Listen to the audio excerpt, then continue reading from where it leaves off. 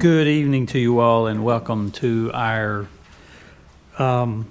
monthly work session. This is a meeting the council has monthly, but our process is a little different from our regular meetings. We don't schedule time for petitions and comments. Those are at our regular meetings, and usually don't have any specific public hearings. So we'll get right into our agenda this evening and call the meeting to order, and I will ask our Assistant Town Clerk if she will call the roll. Mayor Marshburn. I'm present. Mayor Pro Tem Vance. Here. Councilmember Behringer. Here. Councilmember Dellinger. Here. Councilmember Matthews. Here. Councilmember Singleton. Here. Thank you so much. I declare the full slate of council members here for our meeting this evening.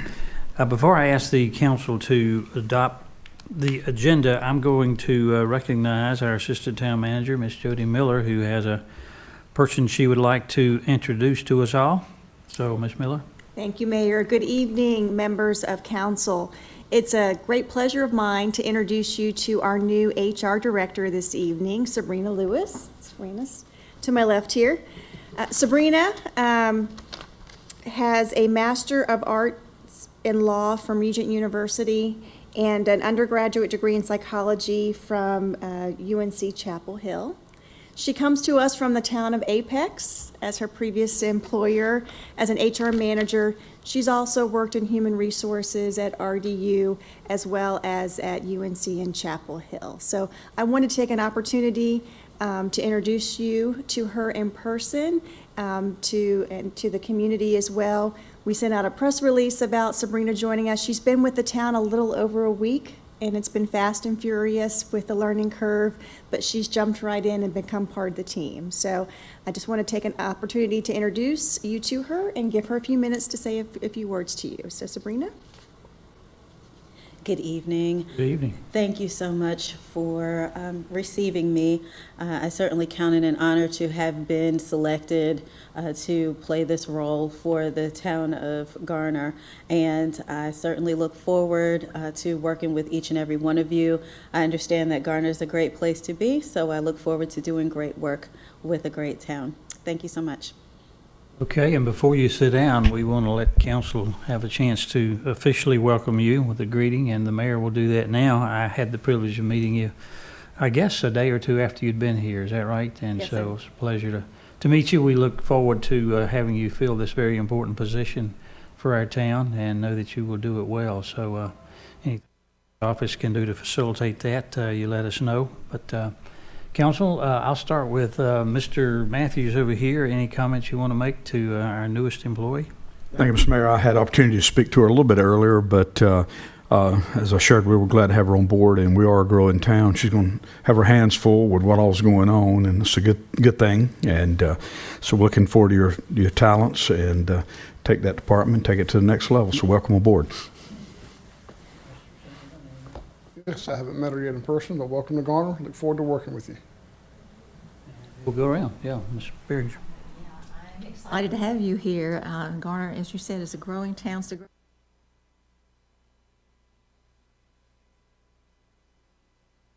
Dellinger. Yeah, welcome to Garner. You timed it perfectly to skip budget season, so you'll have the whole year to get caught up and everything, but welcome aboard. Vance. I, like others, had the opportunity to meet Miss Sabrina earlier this afternoon, and welcome again to you. Look forward to working with you, and know that you'll do a good job. Okay, thanks again. Look forward to seeing you around Town Hall a lot. Okay, thank you. Okay, thank you, council, and we'll dive right into our agenda now. I will ask you for a motion to adopt the agenda. You have that before you. Second. Okay, motion's properly made and seconded. Any questions, comments? Hearing none, all in favor of adopting the agenda, would you please vote aye? Aye. If there's any opposition, no, and there is.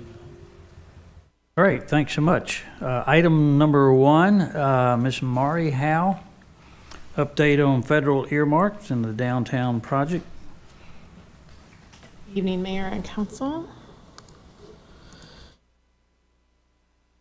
I am here tonight to give you a brief update on our federal earmark grant that we received notification of in April. So that is beginning to move forward, and we just wanted to kind of remind you where we've come from and where we are headed over the next several months. So just as a brief reminder, project origins, the Main Street streetscape improvements were included in a list of projects in the 2013 bonds. So they were identified that long ago as needing to do some work on Main Street and around Rand Mill. In 2017, the town had the opportunity to acquire some property, including a gravel parking lot and a residential property that totaled about 1 acre on Rand Mill, and decided to do so. So as a result of those acquisitions in 2018, we began talking with Kimley Horn about designing the streetscape improvements to also include a 59-space parking lot. In the fall of 2018, Tony Chalk brought you that design, and we'll take a look at it in a second. The original budget for that was $1.14 million, and that would cover the streetscape improvements and the parking lot. At that time, council elected to support funding just the streetscape improvements and not expand the scope of the project. And so the parking lot was put on hold until future funding could be identified. Before you is a rendering of the project as it was originally designed.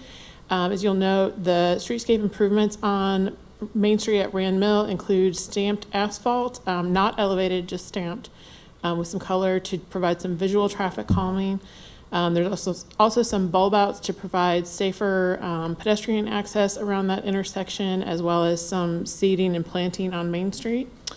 The original design had this 59-space parking lot that would add to the existing public parking on Main Street.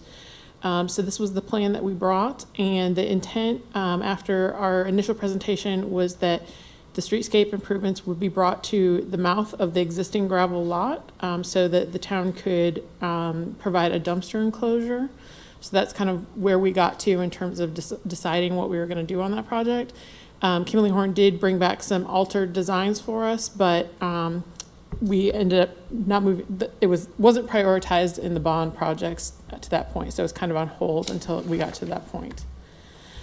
So fast forwarding to March of last year, Congresswoman Ross invited the town to apply for the federal earmark funding opportunity.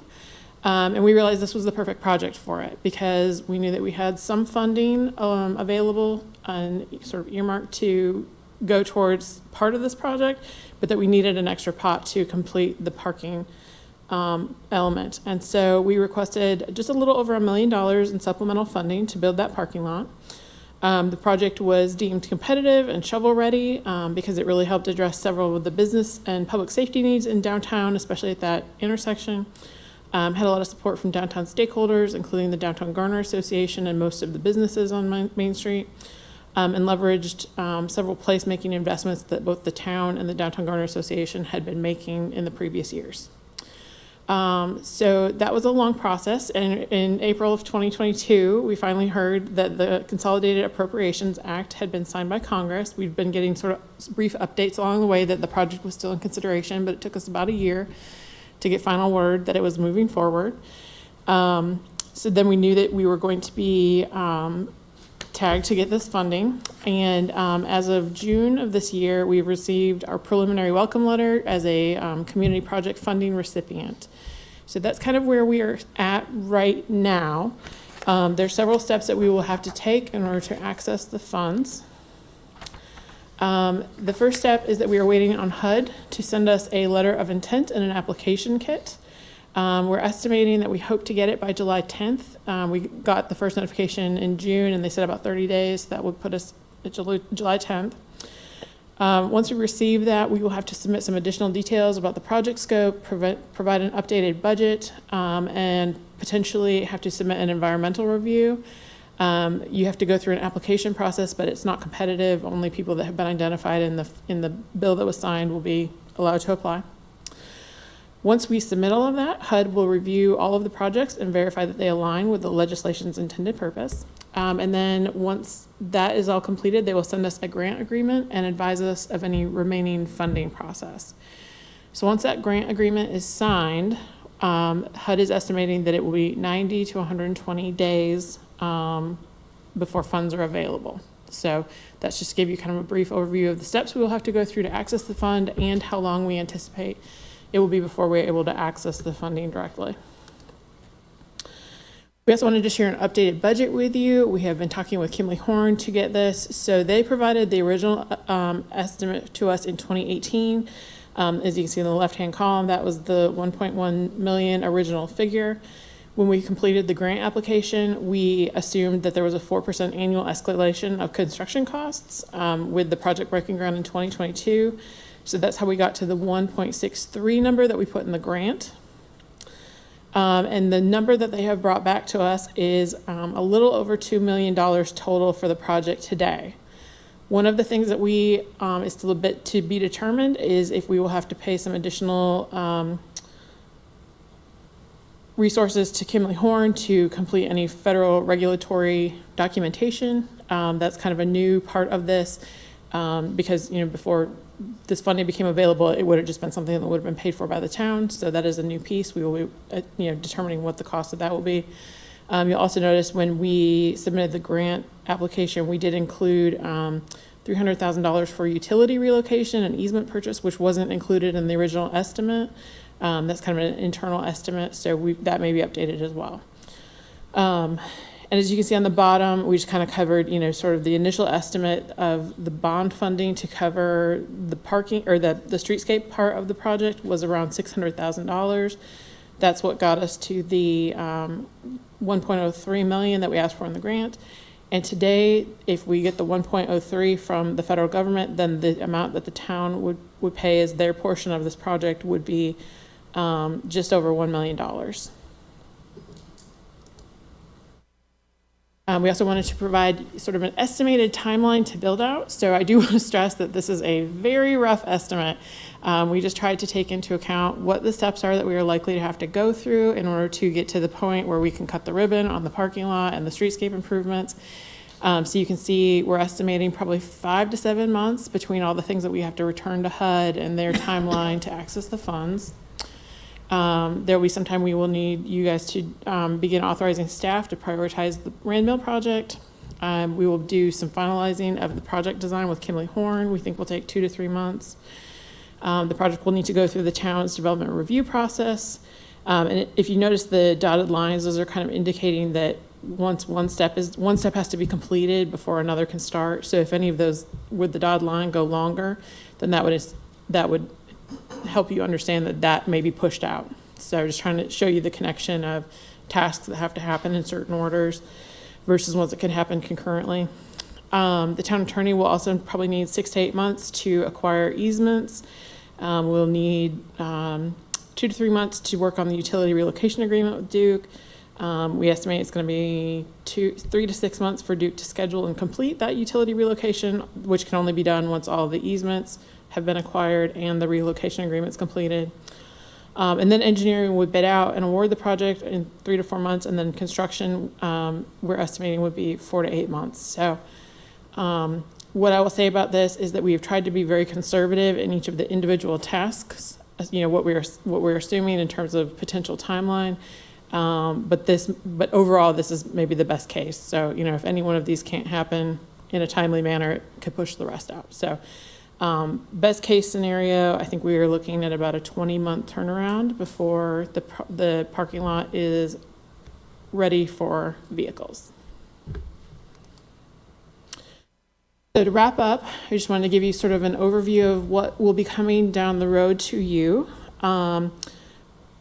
We will, over the course of several actions, be asking council to formally approve the project so that it can begin moving forward. That will include steps like authorizing the town manager to accept the grant funding, approving 2021 bond funds for the streetscape improvements, the town's portion of that project funding, and directing staff to begin actively prioritizing capital planning for the project, working with Kimley Horn to finalize the design and submit it for review. And finally, we did also want to let you know that Congresswoman Ross's office is planning a site visit to celebrate with us that we will be receiving the funding. That is scheduled for Friday, July 22nd at 9:30 a.m. and it will take place at the Rand Mill project site. So we invite you all to join us for that. We just had a meeting to talk with them a little bit today about, what that will contain. And so it's, definitely a good opportunity to get the word out to the media that, this project is in play, and we hope to see it be, coming to our town in the future. So that is everything I have for tonight, and I'm happy to answer any questions that you may have about the project to the best of my ability at this time. Thank you so much, Maury, and I will give council an opportunity. Just a couple of comments. Thank you for the excellent report, and seeing Congresswoman Ross's name on there reminds me that I guess I've forgotten how long ago it was, just a couple months ago. She called me on the phone and was pretty excited to tell me that the president had signed the budget, and in that budget was going to be the fund for the $1 million. And she said she'd like to come down and see the site and so forth. So I certainly invited her, and so council members, I hope you will be able to be available. But I'd like to thank her publicly for her work on our behalf to get these funds. Take us a little while to get the whole project done, but you've laid a good timeline, so thank you very much. Mr. Vance, any comments you want to make on this matter or questions you have, sir? I just want to say this, thank you for this thorough report and the PowerPoint slides. I just ask that you, if you can, give me an electronic copy so I can keep it with me. And all I can say is I'm just pleased to see it working toward becoming reality with all the hard work that went down to the downtown effort to get downtown notice plus North Garner notice. I think this is a great asset for the future of downtown. Thank you for your hard work. Sure. Mr. Dellinger, any comments, questions? Yeah, just on the timeline, what I think we'll put this as a permanent item on the DGA agenda to get those monthly updates, because we're going to need to engage the local businesses. Not everybody's going to be happy ever. I mean, everybody's not going to be happy, but we need to make sure they're in the conversation, know it's happening, so that we can kind of see what their trouble spots are going to be, because I can already see when the construction starts, utility, that they've got to be deeply involved, because there could be significant inconvenience for them, so working around their businesses. So I think you'll be a regular at our DGA meetings, Maury. But I think we've done a good job in the past several months of increasing the outreach with the businesses, but we just want to help, with that engagement as much as we can. So, but Yep, and we'll be looping Shayla Douglas, the downtown manager, in to participate on this as well, so she can help with that effort. Yes, as I look at this timeline, it looks longer than we wish, but it has been a very long time getting to this point. So in reality, that's not too much longer. Persistence pays off, and reminds me, I used to hear a quote from Winston Churchill during World War II, and that was, "Never, ever, ever quit." And I appreciate your hard work and persistence, because downtown is thriving now when it could have just been tossed aside. So thank you. Singleton, anything? Yes, Marty, thank you for all your hard work on this. Hate to be. I don't think we'll see 20 months based on everything else we've had, I'm afraid. If we see 24 to 36 months, I think we'll be fortunate. But anyway, you got to start sometime, and this is a start, and it's good, getting the money. So the funding will be available soon, and so we've got to go through the bid process then, right? Okay, so that's going to take some time. So we're not going to start that process till we have the funding in hand, I'm assuming, or we're going to go ahead and try to start that. Yeah, I think, based on the order of operations that things need to go in, while it seems like a decent chunk of time to take 5 to 7 months before we can even get the funds in hand, I think we've got a lot of work to do before we even get to the point where the bid is ready, between some of the easement acquisition and the utility relocation. I think we're going to keep pretty busy getting those things and making sure they stay on track. So, we've been, thank you to Chris and Terry for helping me put together these estimates on time. And so I'll be working closely with Chris once we get closer, obviously doing the capital project for the bond, to make sure that, we've got this in the funnel once you guys prioritize staff to start moving forward on it. One One final thing I'll say, knowing some history there, in that back parking lot behind the buildings, there's no telling what you'll find in the ground. I'm serious. I mean, I helped the owner of those buildings for years put all kinds of plumbing configurations together. There's no telling what's in the ground. I'll just leave it at that. If you can give us some reports on that. I just did what I was asked to do to help. Sure. Good fellows action. I didn't dig the ground and put the pipe in the ground. Five up there. Mr. Matthews. Are you saying there are going to be a lot of hose pipes under the ground possibly out there? But great job on this. You know, this unique thing about when you're dealing with the federal government or any of these agencies, if you could eliminate all of the reviews and the processes, you'd probably have this thing done in 10 months, but you got to run that course.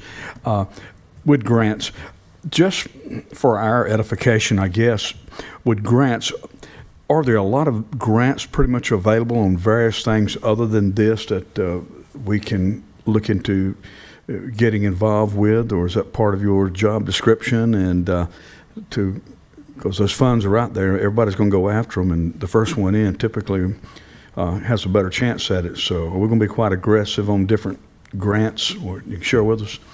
So I think one of the things on my list, once I get freed up a little bit, is to start building out the infrastructure for the town to pursue grants. And so one of the benefits of being the special project manager is being one person who can try to keep an eye on those opportunities. So, you know, we get a lot of emails saying there are different opportunities for, you know, engineering, economic development, you know, community planning, things like that. So just trying to be the one person that can be the clearinghouse and then build some infrastructure around how do we make sure that everyone is applying for grants in a consistent manner so that, one, we can keep track of it regardless of who's doing it. And then, you know, being able to have some management systems in place. So yes, that's on the horizon, hopefully within the next 6 months, I think. Okay. Well, thank you, and we will look forward to hearing updates as you have them available to us, I'm sure. So, all right, unless council has any. Could I just add, I think everyone's aware of this, and we've thanked Mari informally, but I just want to also acknowledge the fact that not only is she presenting on this project tonight, but she actually wrote the application for the earmark, did all the legwork behind it in a fairly short turnaround time, and was very successful in getting it done. So some of you may be aware of the fact that she has led this from the beginning, but I just want to acknowledge publicly that this was a project that she took on long before she was focused just on special projects, has seen it all the way through. So we wanted to thank her for her work doing that and using her talents to help understand grant writing and applications like this is not something you can just do. You have to have an understanding of a lot of lines that you're reading between and a lot of different interests that you're trying to answer all at one time. And so she did a great job of it in this application, and I think that's a big reason we were successful.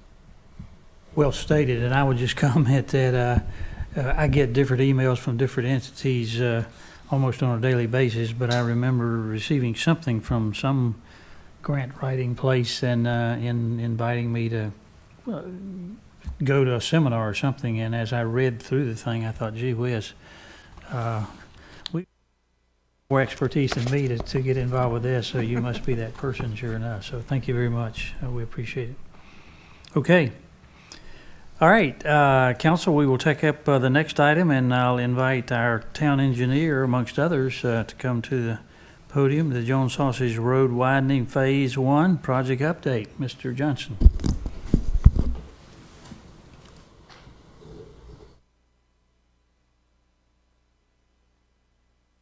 Good evening, Mayor and Council.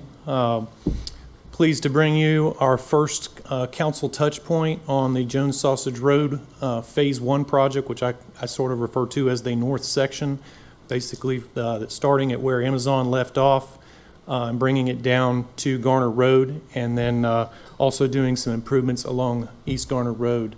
Would have probably liked to have brought this to you a few months earlier, but as you may know, we've had several preliminary stakeholder meetings with NCDOT, with the DOT Rail, as well as Wake County Schools, and so we wanted to make sure that we had at least addressed some of those early preliminary concerns and had those kind of incorporated into the design before we took it out for our first public meeting. So this is our opportunity to bring to you what's basically come from what we consider a 25-30% design plan, and it's sort of the same sort of information that we will be providing at our upcoming public meeting on July 7th. So a brief agenda, we'll give you some project background, go over the 30% design, and then we will kind of give you some comparisons between some assumptions and what we originally had in the feasibility study versus what is in the 30% design. There are increases in both scope of what would be installed as part of phase one. As you know, there's also been very high cost escalation in recent months, so we've had to go through and update all those unit pricing accordingly to be more accurate. And so we'll go over those changes as well as talk to you about the future project schedule. So just a brief overview map. This is with north is to your left. You've kind of got Amazon up here to the left. You've got the new Beacon Commerce Park currently under construction in the bottom left. You've got East Garner Elementary School in the middle of the project, Ashland Subdivision, and then on this side you've got Avenue at White Oaks Townhomes. It's kind of an outdated aerial, most of that's built out now. And then along Garner Road, you've also got the middle school over here near I-40 at the top of the page. And then White Oak Shopping Center is over here to your top right, where that existing rail crossing is today. So the first phase, we actually stopped short. The future phase 2 project will extend Jones Sausage out to US 70 in this direction. But our phase 1 project ends here and ties back to existing. So just some statistics, informational. Jones Sausage Road, this section of phase 1 is approximately 3/4 of a mile. It's proposed to be a major thoroughfare facility. It is maintained and will continue to be maintained by NCDOT. Annual daily traffic, the last traffic counts around 2020 were about 15,500 vehicles per day. Along the west side of the corridor, we've got predominantly single-family homes. On the east side of the corridor, we've got more of a mix of single-family homes as well as the East Garner Elementary School. And then there's also Ashland Subdivision and some of the partial widenings that we've had are in front of these developed tracks, including Ashland Subdivision, the elementary school, and then there were some interim improvements that were installed by Amazon down at Garner Road, but it was not to the ultimate section. And then for East Garner Road, we're looking at about just under a half-mile section. East Garner Road is planned to be a major collector street. It is also maintained by the NCDOT and has annual daily traffic around 9,500 in 2020. And this cross-section is currently variable between 2 and 4 lanes. You've got some developed frontages there at the Avenue at White Oaks, as well as along the Ashland Subdivision and the Direct Distributors office building. So some pictures, snapshots of the existing. We're on Jones Sausage Road, heading north to south. This being one of the at the end of the 4-lane divided section that's in front of Amazon on your left and the Beacon Commerce on the right. And then as you head down the road, changes to a 2-lane facility, and then you can begin to see some of the widening along that left side along the elementary school. As you progress further past the elementary school, you've got some additional turn lanes that have been installed, some curb and gutter, some sidewalk, pretty much undeveloped on the what would be the west side of the road, where it's mostly single family. Then as you approach Ashland Subdivision, you can kind of see more curb and sidewalk being installed along that frontage. And then as you approach East Garner, now you've got curb and gutter on both sides, but again, this is not at the ultimate section. It was sort of most of the curb in this area was installed to just minimize impacts to adjacent properties when they installed some of those additional laneage when Amazon was constructed. And then as you pass through East Garner Road, then you've got the direct distributor's office park over on the left side of the picture, and then the undeveloped track on the right side, which was the location of a future office park that's not moving forward as of right now. So then on East Garner Road, we're starting at the west end and moving east. So this kind of looking at the frontage of the avenue at White Oak Townhomes on the left side. They've basically widened the frontage to the ultimate section along their property, so all that curb and sidewalk would stay in place while the right side of the road is currently undeveloped. Just a little bit closer to Jones Sausage Road, after you pass there, you've got a couple single-family homes on the left side, vacant tract on your right. And then as you pass through the intersection, you've got some completed curb and sidewalk along both sides of the road with Ashland Subdivision and the direct distributors. And then as you get to the end of the corridor, you've got the middle school on the right with some partial widening. So the typical section, this pretty much lines up with the similar typical section that we use for all of our major thoroughfares. It's a 4-lane divided facility. It's got wide outside lanes, but we're also proposing a multi-use path along one side of the road because this is a 45-mile-an-hour facility. And while some people may choose to bicycle along the street, we want to provide a safe alternative for those who are not comfortable being in that position. So that will be along the west side of Jones Sausage Road. Some of that is already being constructed in conjunction with the Beacon Commerce Park frontage. And then for East Garner Road, we've got a 3-lane section. We are proposing on-street bike lanes because this is a lower speed facility. And so we've got sidewalks on both sides, curb and gutter, and just a 3-lane section that, other than the at the main intersection with Jones Sausage, it'll be a little bit wider to accommodate some additional turn lanes. So what we're going to do is kind of just show you the overall maps. These are the same maps that have been put together that we'll be showing at the public meeting. I'll kind of go through some slides, and then if you do have any questions at the end, we've got a PDF of this where I can zoom in and out and answer any questions if you want to talk about specific details. But again, starting at the Amazon end, I'll give a little summary of the colors.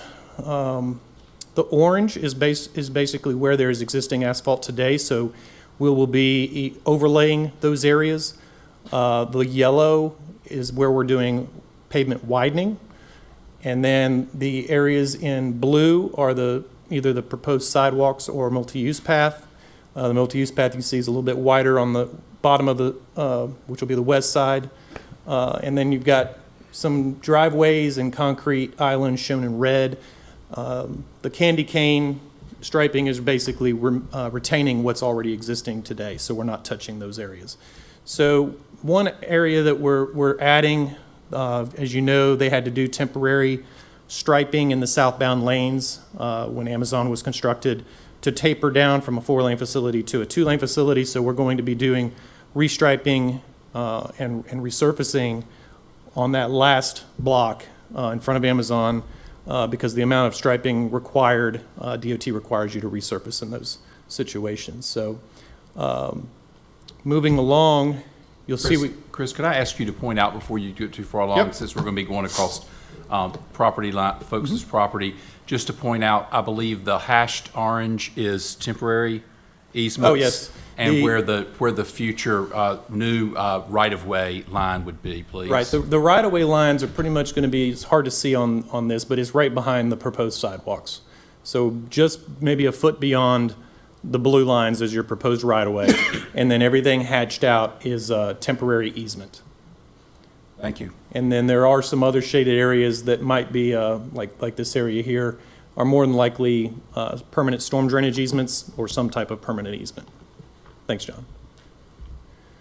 So as you can see, as you move outside the Amazon boundary, kind of gets more into a symmetrical widening along the both sides that have single-family frontages. And then once you get up to the elementary school, kind of turns into more of a one-sided widening to finish the western side, while the eastern side is more just overlay and possibly redoing some of the curb and sidewalk as necessary. Or there's a very slight, you can see a very small amount of yellow widening. So it's not perfectly lined up, but it's close. We're kind of just keeping the two driveways as close as we can. You can see how far we're going in with the resurfacing at each block. And then we're adding these monolithic islands. So any bus traffic coming out of the school, they can turn right, they cannot turn left. But if they need to go south, then they can turn right and make a U-turn. We've provided proposed U-turn turnarounds and then go southbound. The main entrance, you will be able to turn left in, but again, it'll be a right out only, and you can make that same U-turn movement if you need to go south. We've already coordinated with the school on this. They think that most of the bus traffic is already coming from the south, but if there are a few that are coming from the north, they feel that they can reroute those paths to Creech and Garner to get back and enter from the south. Then you can see that we'd kind of changed to more of a grassed median as the area without turn lanes. And then as you approach East Garner Road, we've got quite a bit of widening at the intersection itself. We're proposing, you've got sort of some extra pavement here that we're building out. It's not being striped out because there's not as many receiving lanes yet on the south side. Once this Phase 2 project gets done and the entire section is built on the south side, then you would have an additional through lane here to have dual through lanes. So we're trying to minimize some of the additional work on the vacant tracks, and what we're doing is trying to provide missing gaps of sidewalk and connectivity to and from Jones Sausage to the nearby neighborhoods and the school. On East Garner Road, we're also providing dual lefts, turning north onto Jones Sausage. And then again, westbound, just a dedicated left through and dedicated right. But it'll all now be median divided. And the main thing that we'll talk about this more on the next, in a few more slides, but the amount of work along Garner Road is more extensive than what was originally slated for Phase 1. Some of these improvements were all expected to be done in Phase 2, but if you only do this in Phase 2, you're going to probably end up having a lot of rework in that intersection, and it's hard to build that out by not doing more improvements along Garner Road earlier than later. So on East Garner, we're now working west to east, again with Avenue at White Oaks at the top left of your page. We're maintaining the curb and sidewalk that they have previously built, but we're converting this to more of a median divided facility as you approach Jones Sausage so that you can have those dual lefts turning northbound.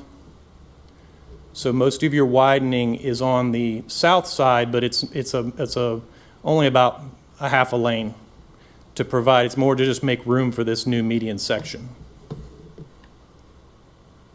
But we will be adding sidewalk along the north side, curb and sidewalk along this section where there's single-family homes to connect Avenue at White Oak to the intersection. And then as you move further east through the intersection, it's mostly after you're tapering back from the intersection back to what's in front of the middle school. Most of this is resurfacing and partial widening. As you can see, most of this is all orange, so it's resurfacing other than a few feet of widening on each side of the road. But we're going ahead and adding that curb and gutter infrastructure and getting it at least down to that first driveway to the school, the rear entrance and the main entrance at the first main entrance.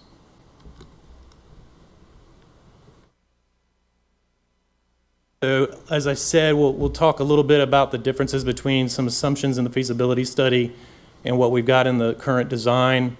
For East Garner Road, the majority of the improvements were in Phase 2, and our primary concern is that not having the dual lefts, having those in place earlier than later would ensure that 5-10 years from now, if Phase 2 has not been constructed, that you'll have additional capacity at that intersection. We're also working to put in more sidewalk and bicycle connectivity along Garner Road so that pedestrians and cyclists can get between the neighborhoods and Jones Sausage Road as well as to the schools. And then there was an issue with the feasibility study in that it stopped short of the Amazon project at the north end. It was about 700 feet short of the boundary. But we, of course, this was kind of in the feasibility study was kind of on top of while they were designing and constructing Amazon. And there was a discrepancy there. And obviously, as you know, the widening for Amazon ended abruptly at their southern boundary. The only thing they had past that point was just some minor street tapers to get it tied in. So we've had to add some more widening in that area, and like I mentioned earlier, some temporary striping of those southbound lanes is going to be required in order to do that. So I know this is a little hard to see, but what I've shown here is a map. The area in blue, that is sort of what was shown as the Phase 1 at the time of the feasibility study in 2020.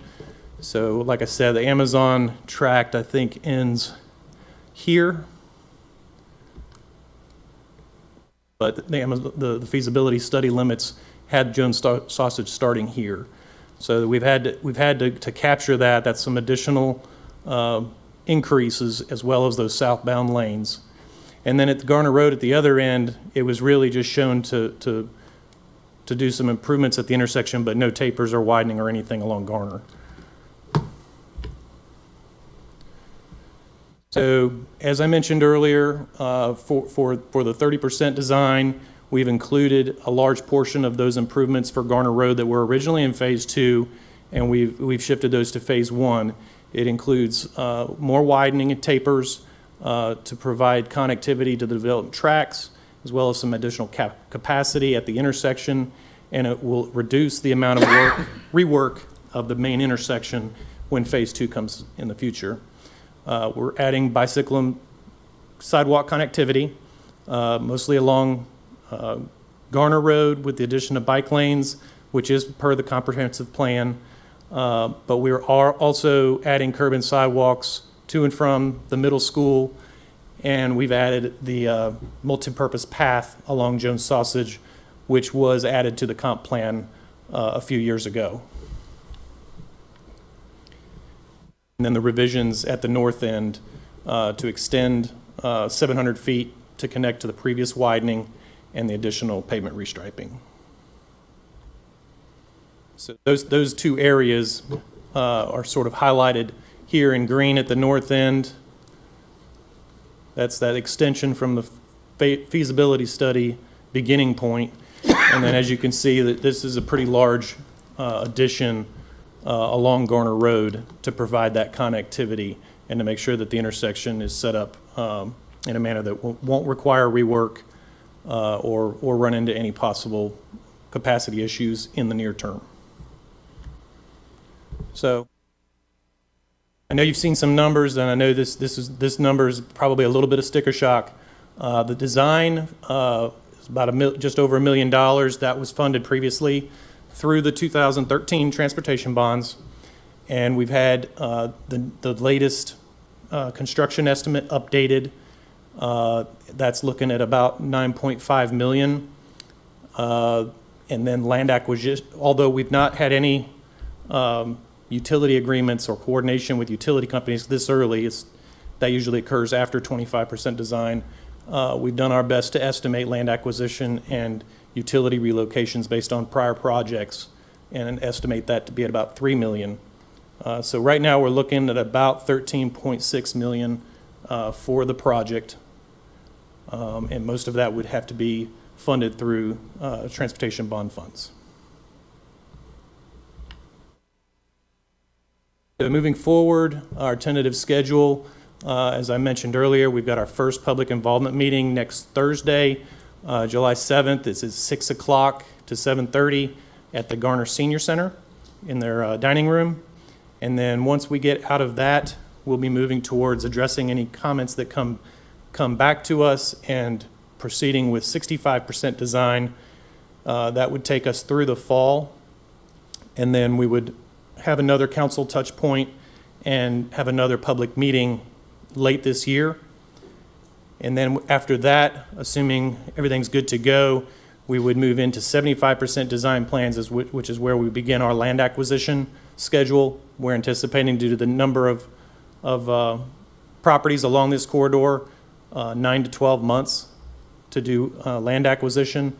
And then after that, we can begin the final design and bidding process in spring of '24, and coordinating with private utility relocations that, again, can start once all the required easements are in place. And then bidding the project, looking to begin roadway construction in fall of '24, and we're anticipating about a 2-year construction schedule. That concludes the presentation. I do also have Jeff and Jordan here from HDR Engineering, who worked on both this design as well as the feasibility study, and we'll be glad to answer any questions. Okay, thank you, Chris. Just one quickly for me, since obviously the costs have increased, escalated. Should we anticipate that as we move forward, there most likely will be additional cost escalations? It's hard to predict, of course, what it's going to be from a industry cost escalation, but we're doing our best to try to rein in that pricing and trying to put in enough buffer that hopefully we've seen the bulk of that. And it's also possible that it could start to change back the other direction. We don't know. But we've done everything we can to try to. That's why I wasn't going to give you a number that just sounded good. I'm trying to give you the most legitimate number we can give you at this stage of the design, hoping that we put in enough buffer in there that this should cover the project. Okay, Council, I'll start with Ms. Behringer if she has questions.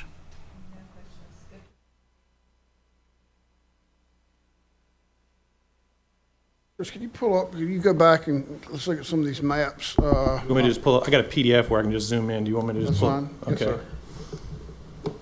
Might be easier.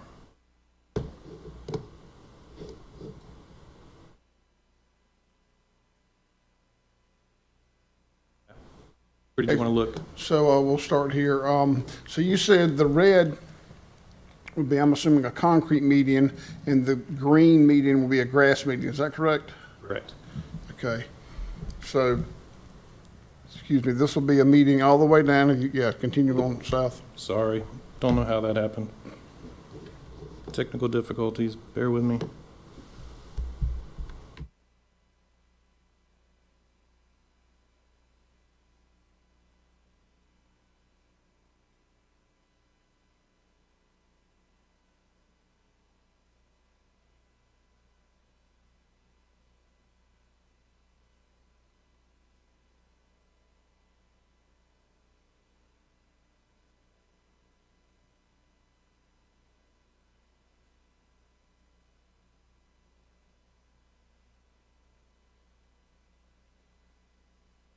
Also, while we're waiting, the exact same thing happened to me at a meeting today. Exact same thing, it disappeared. Sorry, it didn't like me hitting a left. I'm just gonna not touch the keyboard. Sorry about that. Okay, well, can we slide? Can we go south? Is it possible to do? I don't want you to, You want to go to the right? yes, sir, to the right, Okay. yes, yes. Or at the bottom, Chris. Toward Garner Road. Okay, so there'll be a, Far enough? okay, there'll be a median the entire way. Okay, and the 10-foot multipurpose path will go all the way to and through the 200's mark, at least that far, right? Oh, at the north side, it goes, right now it's being constructed along the Beacon Commerce frontage, Okay. so to their northern boundary. So whatever they're approved, that 10-foot path will be there. That's correct. Okay. So something else, so I know they got the property beside it, whatever's been approved, we'll have that on there. Okay, and that'll go all the way to the intersection. Now, as we turn and head towards the White Oak, the townhome project, will that sidewalk, will that be a 10-foot multipath? Will that be also just a regular 6-foot sidewalk? That is proposed to transition to a 5-foot sidewalk. Okay, so along- sidewalk. Eventually, during Phase 2, when Jones Sausage Road gets extended all the way to US 70, that multipurpose path will extend all the way out across the bridge in 270. Okay. All right, And eventually to Timber. Right. We would carry that the whole way Yeah. through. Yeah. all right. And can we go east a little bit or go down? Okay. The purple, what was this purple again now? Oh, in the, it's okay. Purple is proposed storm drainage easements. Okay, that's what I was wondering. So right now, we originally looked at the possibility of several stormwater measures that we could use to try to mitigate some of the impacts of the project. Right now, we've got one proposed that would be on the Ashland Ridge subdivision corner or the HOA property to capture a lot of this runoff from Garner Road. At this time, that's the only one that we feel is really legitimate to stay in the design. So that's the only one we've got shown right now. Okay. We did have a few others, but we felt like they were not necessary at this time. And this will extend on both sides of Garner Road here on both the north and south sides, to and through the first two driveways into East Garner. There'll be curb and gutter and sidewalks on both sides, correct? Yeah, the curb and gutter, basically, let me zoom Somewhere in a there little bit. from the Partlow project, I know there's some curb and gutter there, and some at the middle school. Yeah, you can see where the sidewalk ends is, Yes. is where the curb is ending as well. Mr. Singleton, since you're mentioning the school there, I also just mentioned that Chris and staff and others worked a lot with the school system to try to make this work, because there's a plan to redesign this campus, but it's 10 years out and subject to funding. But in the meantime, they still had to work out a future setup so that the rear entrance to the school could still work for carpool. So in addition to the improvements that you see here along the frontage, there was a lot of discussion about how to continue making the existing traffic pattern for that school work, because if we move forward with our schedule, we would likely have this facility completed before they could design the redesign of the campus. I understand they've acquired some property just east of the campus to expand the campus. Yes, with thanks to Mr. Triesenberg for helping facilitate that, yes. Okay, I'll let others ask questions. Thank you, Chris. I'll go to Mr. Dellinger.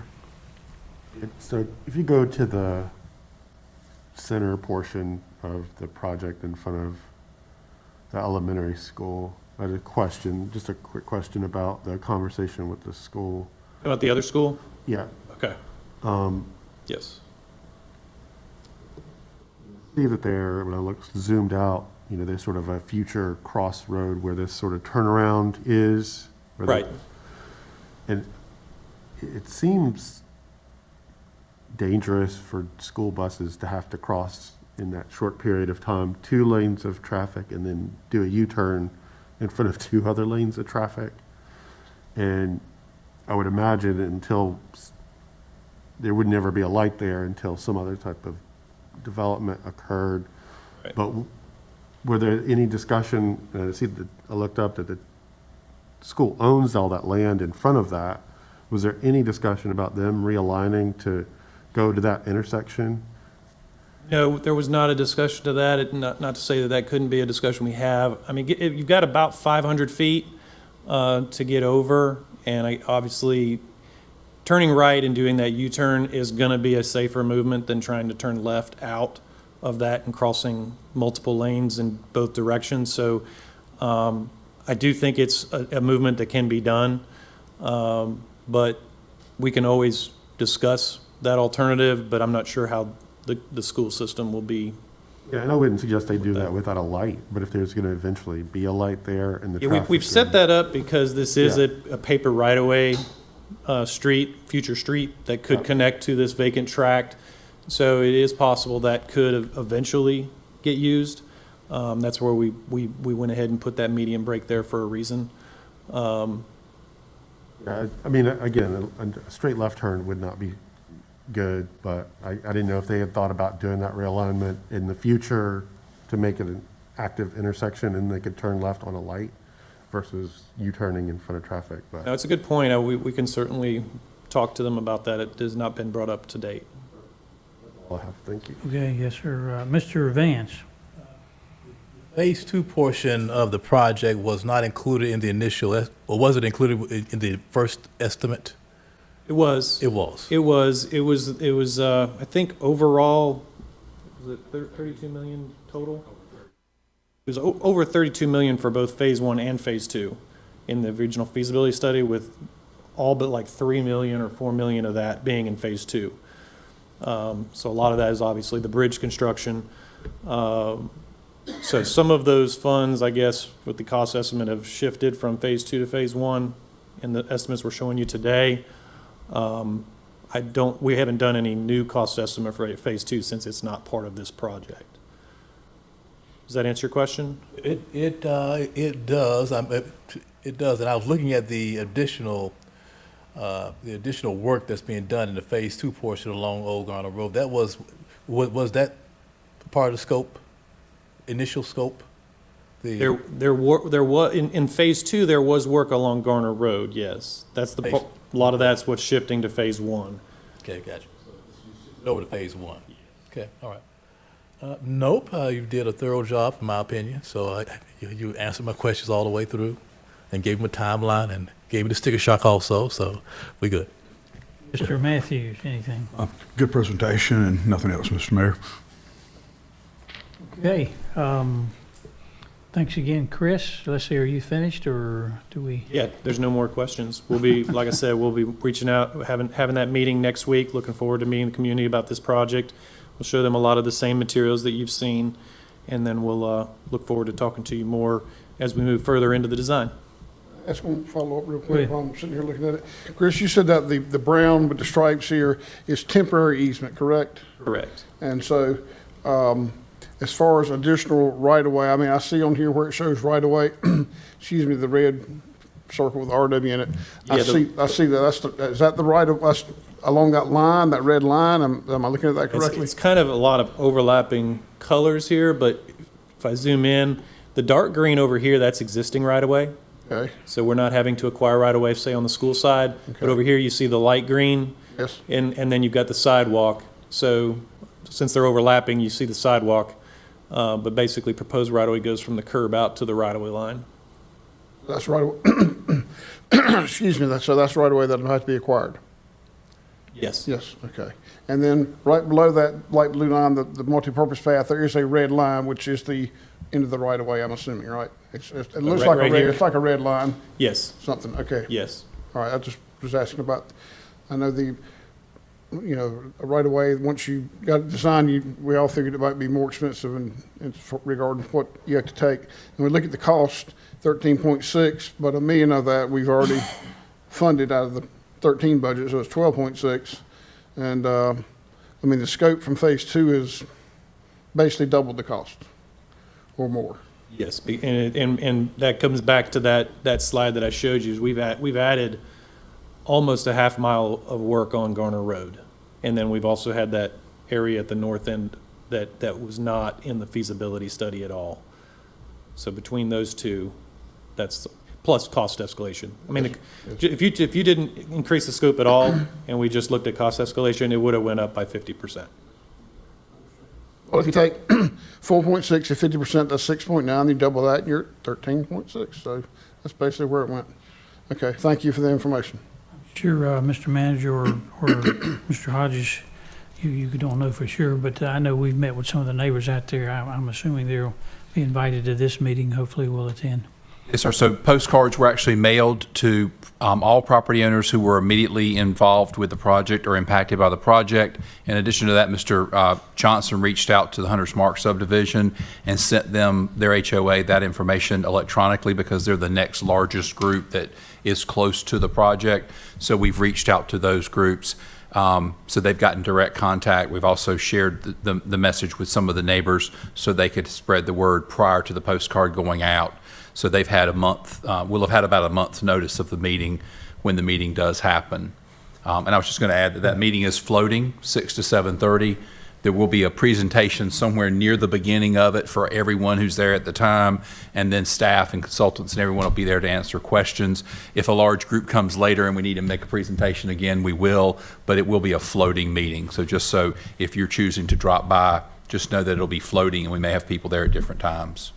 So in the Ashland subdivision, do we reach out to the HOA or just all the residents? Because I know it affects some of them on Garner Road and maybe not as many on Jones Sausage Road because it's actually a lot behind it. We did not reach out directly to the folks that weren't directly impacted in Ashland. I'm pretty sure we grabbed all of. Oh, did you? With your We sent out almost 300 invitations out. Okay, good. To give you Great. just a ballpark. They're going to be impacted, maybe not directly, but indirectly. I think we also captured everybody in Avenue at White Oak. People that would be, although it may not impact them firsthand, they have no choice but to enter the construction zone when this project starts. So that's kind of where we. Good. That's good. base Thank it you. on. Okay, and thanks. We appreciate these two gentlemen who attended here. I guess we didn't need to hear officially from them tonight, but they're very much involved in this process, right? Mr. Mayor, if I may, one last question in reference to the public meeting maps. They will be online for public access. Yes, we're planning to, after the public meeting, we will be updating the project webpage. We've already got a project webpage started, but once the public meeting has occurred, we'll be uploading all of this information so that it's readily available for anybody who missed the meeting or would like it in the future. And we'll continue that throughout the project. Okay, thanks, Mr. Johnson. We appreciate that. While I was the one up here to deliver all the news, I do want to thank all the work that HDR's done. They're the ones who have put together a lot of the mapping that you've seen, and it looks very good. We look forward to the day when it's completed. It's out in the future, we understand that, but yeah, a lot of work. Thank you. Thank you. Okay, we're now down to item 3 on our agenda, and I'm going to recognize our Town Attorney Terry Jones, and we'll just comment that as she's coming to the podium that Ms. Jones has done, I think, yeoman work on this item, and I appreciate it, the information she's already shared with council, and so she's prepared this evening to share the most recent information, I suppose, and so we'll give our attention to you, Ms. Jones. Thank you, Mayor and members of council. So I've put together a PowerPoint presentation to go over the Wake County Non-Discrimination Ordinance. I've added some information based on some council questions that I received over the past couple of days. So one of the first questions was about preemption. So federal and state laws can preempt local ordinances and policies, whether that's Wake County ordinances or a town ordinance. As you may recall, back in 2017, Session Law 2017-4 revoked HB2, which was the bathroom bill. The bathroom bill was a state preemption of local ordinances addressing public accommodations primarily, but also some other private business practices. So that session law in revoking HB2 continued to prohibit any local government from enacting or amending an ordinance regulating private employment practices or public accommodations. And that expired on December 1st of 2020. And that's why last year there were different local governments, counties, and municipalities who adopted various forms of non-discrimination ordinances or policies. So the town of Garner currently has some policies in this area. One is in our Human Resources Manual is the policy on harassment and sexual harassment. So that prohibits harassment of or by employees based on quite a large number of different protected classes.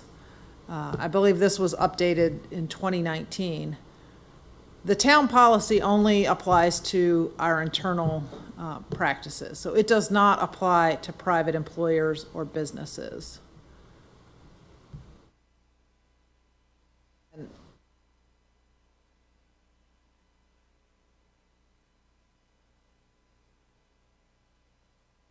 Because this is an employment policy, you'll see that there are a large number of protected classes, and that's because there's a lot of different federal laws that deal with discrimination in employment, including genetic information, veteran status, things like that. So employment is probably the broadest area of non-discrimination federal laws, and some of those federal laws have been fleshed out by court cases to expand what is known as the protected classes. The other policy we have is we do have an equal employment opportunity policy that we are required to have under federal law. So again, you'll see this, there are a large number of protected classes, and this is again internal to the town of Garner and its employees and applicants for employment. You did the ARP non-discrimination policy. This is required for the expenditure of the federal American Rescue Plan funds. But as you see, it covers a much smaller list of protected classes: race, color, national origin, which under the contracting, uniform guidance type regulations, that includes English proficiency, familial status, sex, age, and disability, and it applies to the expenditure of these particular federal funds. So turning to the Wake County non-discrimination ordinance, what it does is it's broken into sections, including definitions. Then there's the section about prohibiting discrimination in public accommodations. And they have a section on prohibiting discrimination in employment and contracting. They also have clarified that they are taking the broadest, most inclusive interpretation of sex and race discrimination. So as you may have seen in the media, through some court cases, through some executive orders from various presidents, sex discrimination has been broadened to include things like sexual orientation, gender expression, gender identity.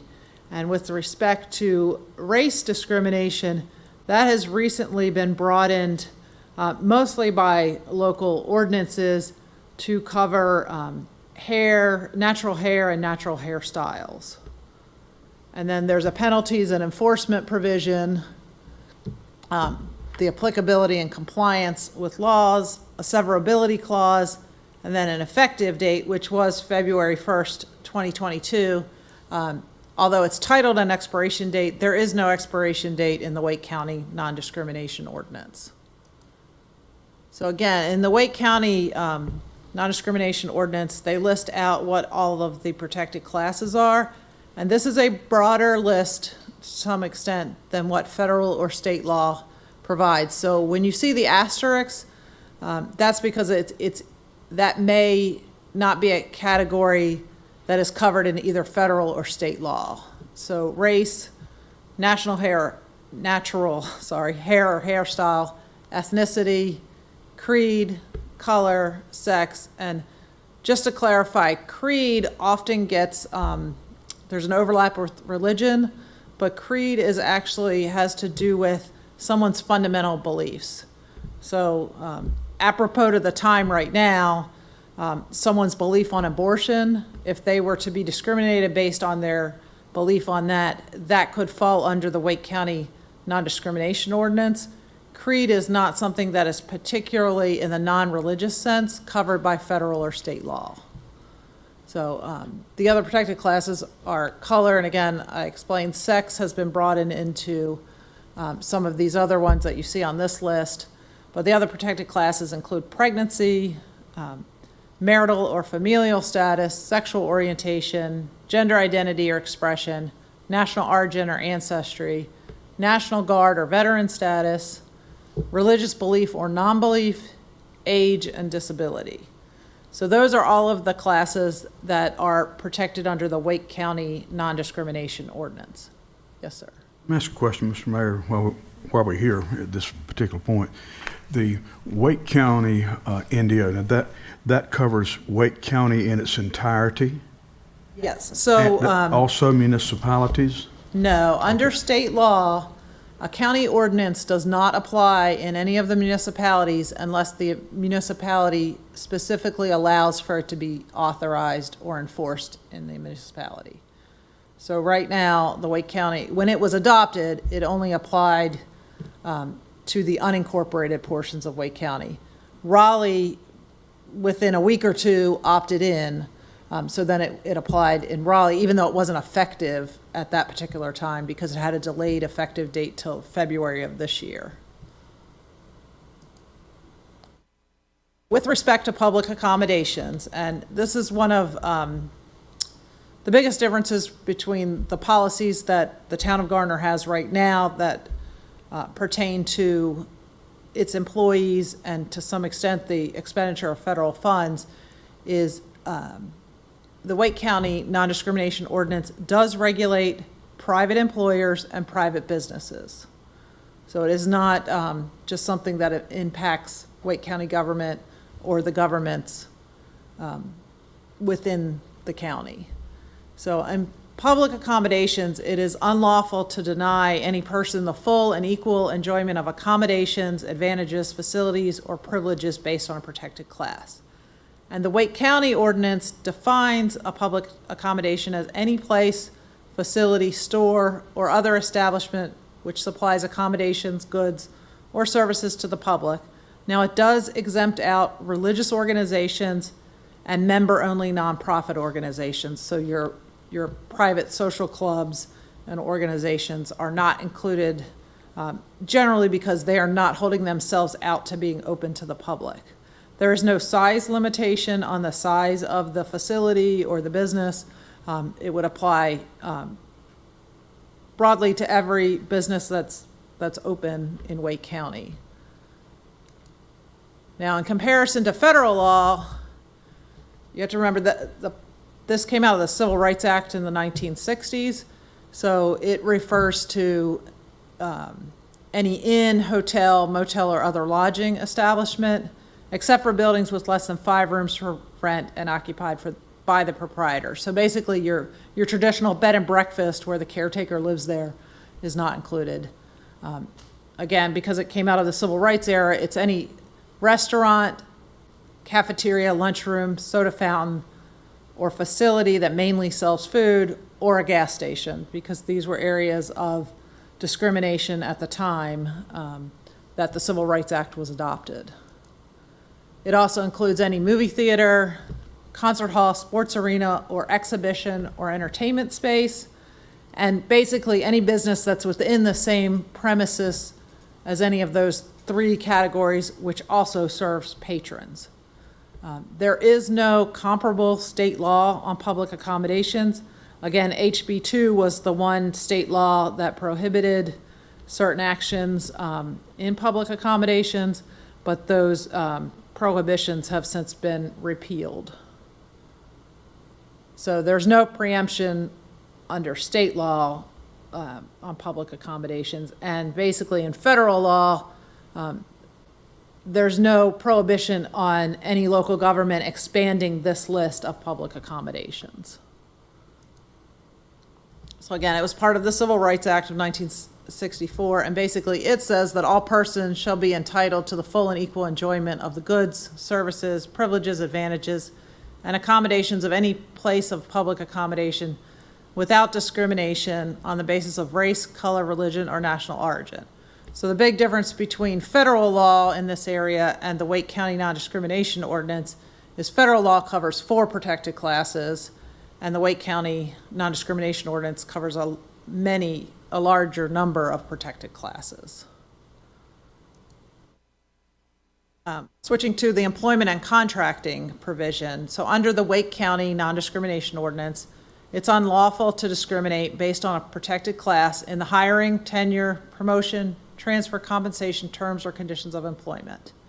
And then it also has a provision that contractors bidding on Wake County contracts must certify that they comply with the Wake County Non-Discrimination Ordinance. So with respect to their own employees, anyone contracting with Wake County would have to say that they don't discriminate based on any of those protected classes. That portion of the ordinance would not be applicable because we wouldn't necessarily have the same contractors as Wake County, but they wouldn't be, we don't have a certification requirement right now. And we wouldn't expect that the county would enforce our contracting provisions. And the Wake County Non-Discrimination Ordinance applies to all employers, and including Wake County itself and any Wake County contractor. And it defines an employer as any person employing more than one person within Wake County, including an employment agency. In comparison to federal law, again, the employment area, it's an array of federal statutes. It's not just one statute that has listed all of the classes, but basically, under federal law, in the employment arena, you can't discriminate based on race, color, religion, sex, national origin, age, disability, genetic information, pregnancy, or veteran status. And then in 2020, the U.S. Supreme Court determined that discrimination based on sexual orientation or gender identity is sex-based discrimination, so it's covered by that. And the federal employment laws are enforced by the Equal Employment Opportunity Commission. In comparison to state law, there is a state law called the Equal Employment Practices Act. It's a little bit different than the federal statute. It prohibits discrimination on the basis of race, religion, color, national origin, age, sex, and the state law uses the word handicap as opposed to disability in the federal statute. Now, in state law, it only applies to employers with more than 15 employees. So the Wake County Non-Discrimination Ordinance would be more stringent and would cover more employers located within Wake County. And again, this is enforced by the North Carolina Human Relations Commission. Under the Wake County Non-Discrimination Ordinance, complaints must be filed within 90 days of the alleged discriminatory practice or act. The county manager will determine if the complaint is covered by the non-discrimination ordinance, so they will have to determine whether the alleged discrimination occurred within the unincorporated county or within one of the towns that have opted in to the ordinance. If they do find that it's applicable, then it gets referred to Campbell University for what's called voluntary conciliation. Or the county can file a civil action for an injunction to correct any prohibited conduct. And there are no criminal penalties associated with the non-discrimination ordinance. With respect to the voluntary conciliation, Campbell will attempt to get the parties together, but there is no, there's no way to, because it is truly a voluntary conciliation, the entity that's being complained of, the discriminatory practice or act, they're not compelled to attend the voluntary conciliation. I think the hope is that they can work it out together, but there is this fail-safe in the ordinance that the county could actually go to court to take action against what's called the respondent, the person who is alleged to have committed the discriminatory act.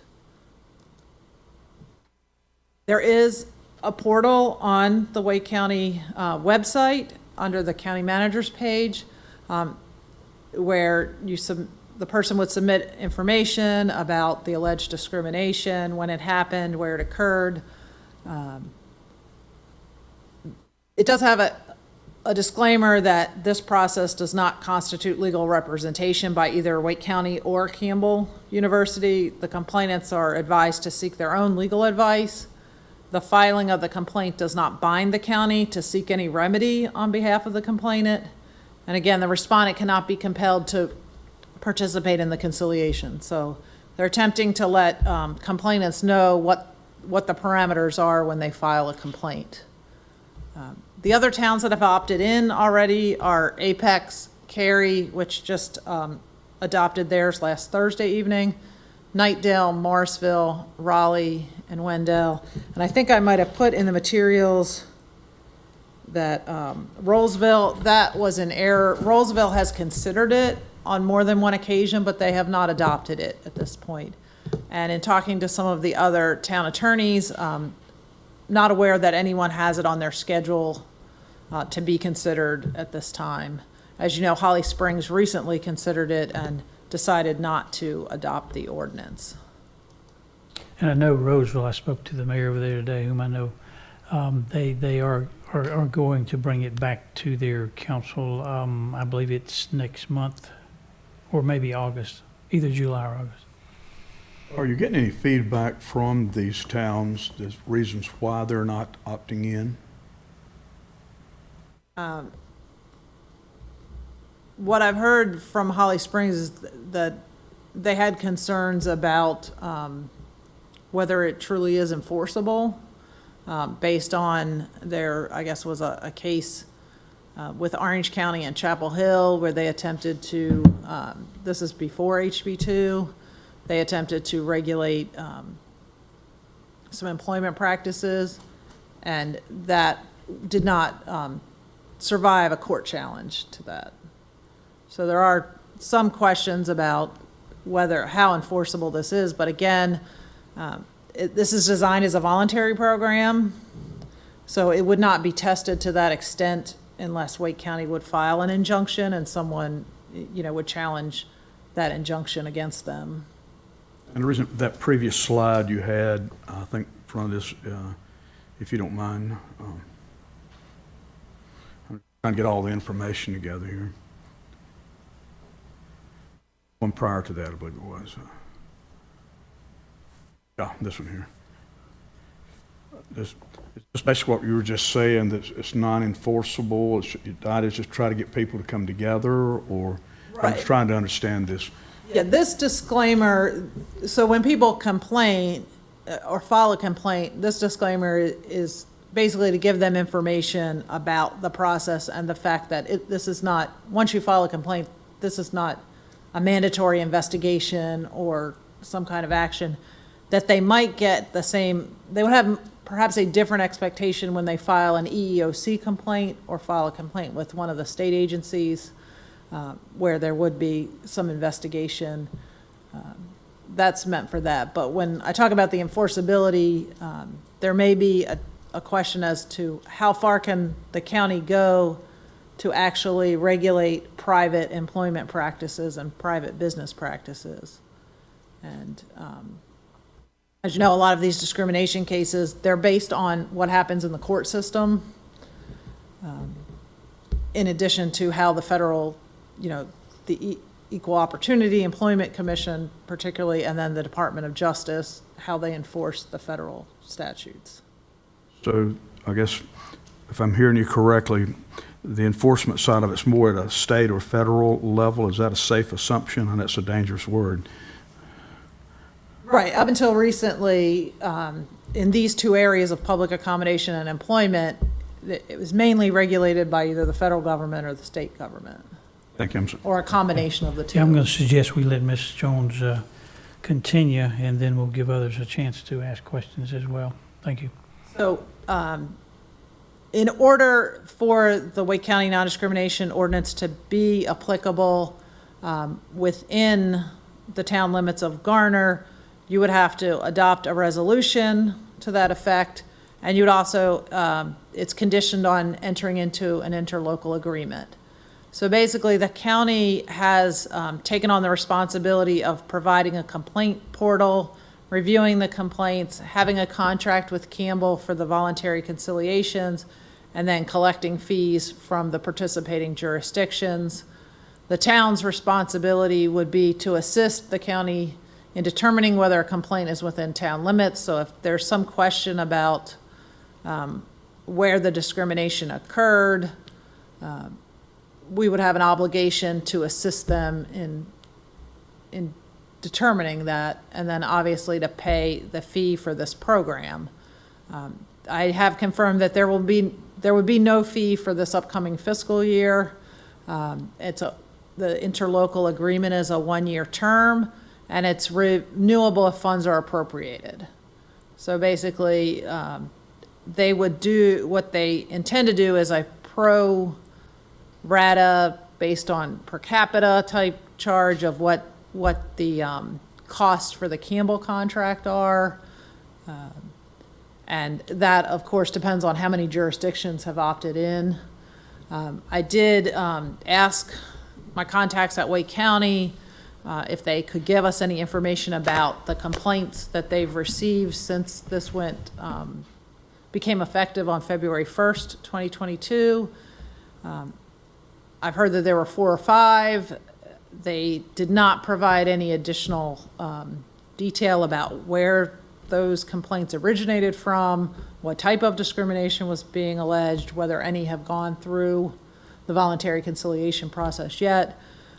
Their diversity, equity, and inclusion officer said that they are working on developing a reporting system at some point, but they just have not gotten to that at this point. So all I can do is, it's safe to say none of if the complaints came from Garner, they were told that, Garner has not opted in yet. But we don't have that kind of information yet. And that's something, when it was originally brought to us, that I've been asking about what kind of reporting would be available. If you recall, for complaints filed are public record. The conciliation in using Campbell University as a private entity, that is an effort to allow the parties to maintain confidentiality in that process.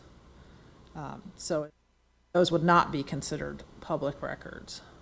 But obviously, once you file a complaint in that portal, you've created a public record with Wake County. So they should be able to amass some kind of reporting of the types of complaints, where the complaints are, originating from.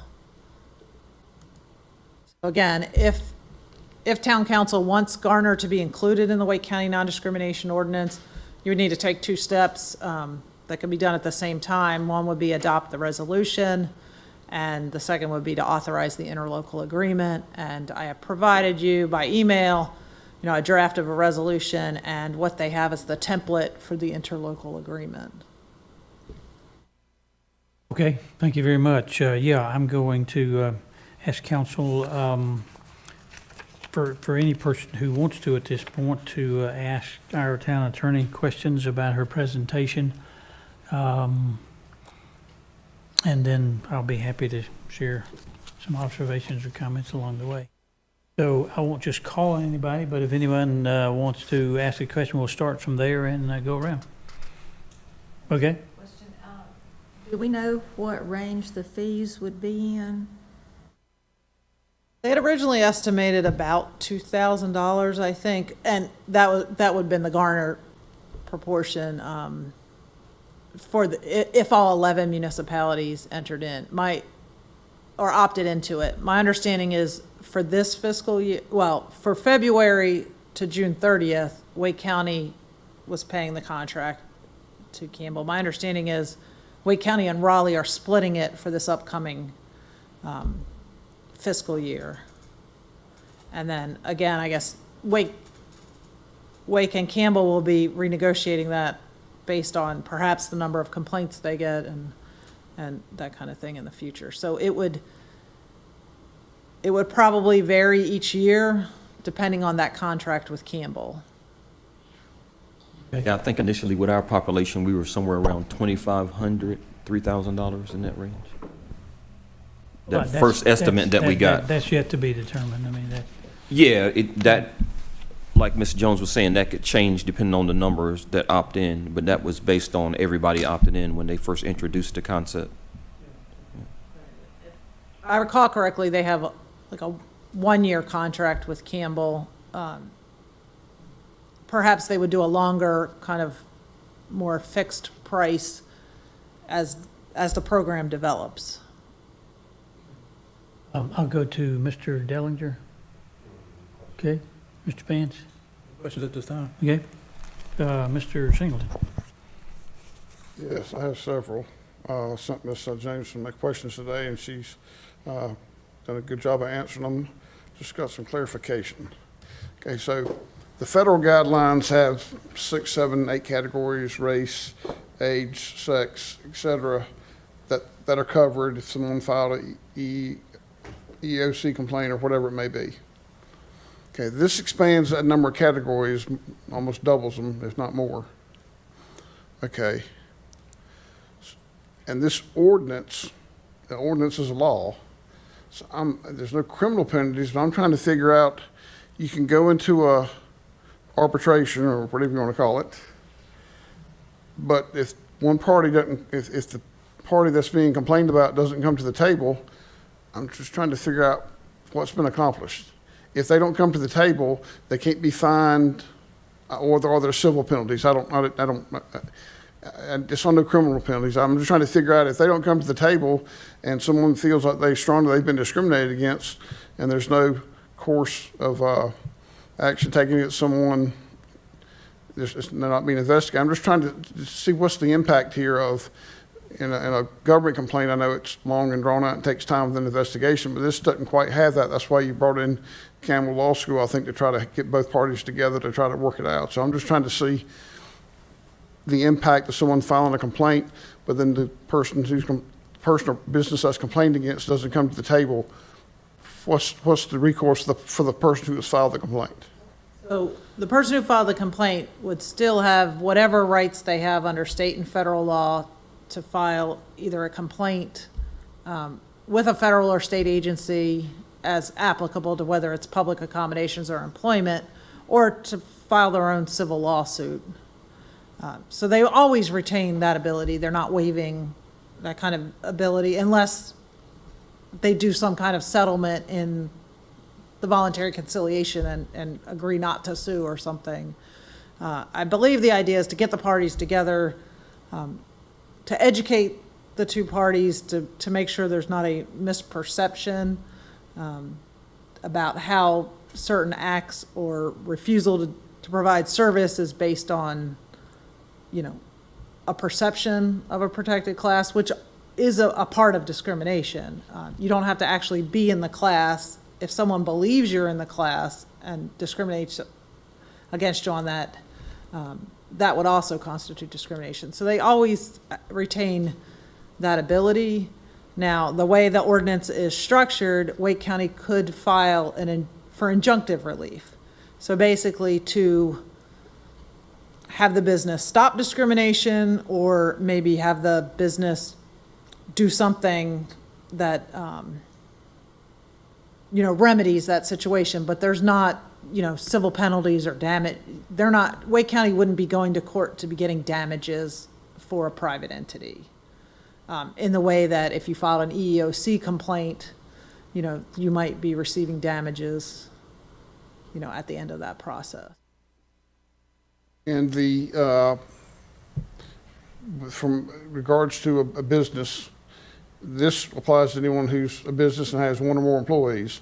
The federal government standards are 15 or more employees. So smaller businesses don't apply, or don't meet the requirements of having 15 or more employees, where this covers anyone who hires someone as an employee.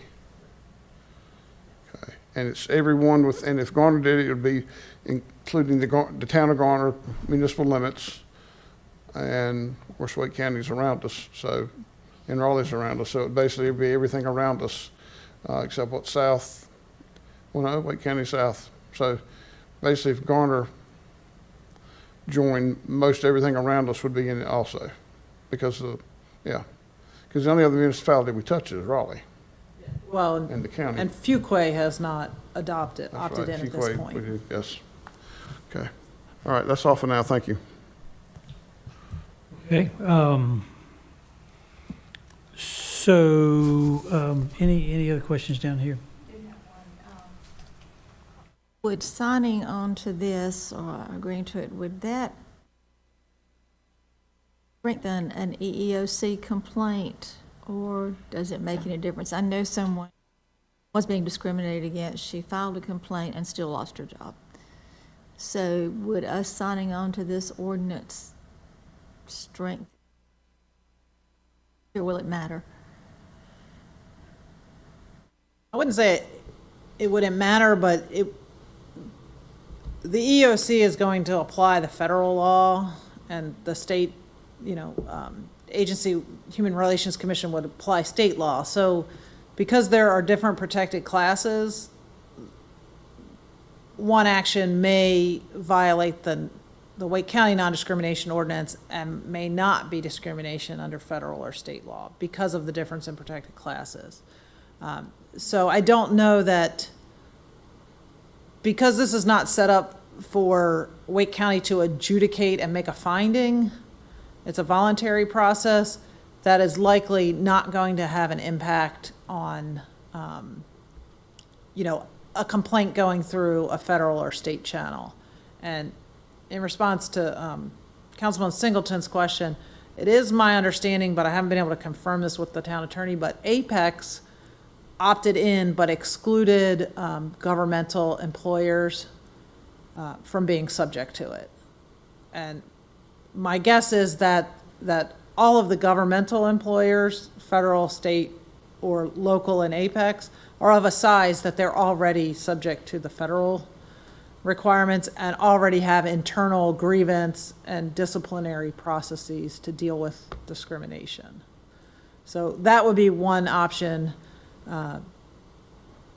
if you wanted to exclude that, but in Garner, might be a little different because Garner Fire Rescue is like a government agency, but it's technically a nonprofit, if you would want to exclude nonprofits from that.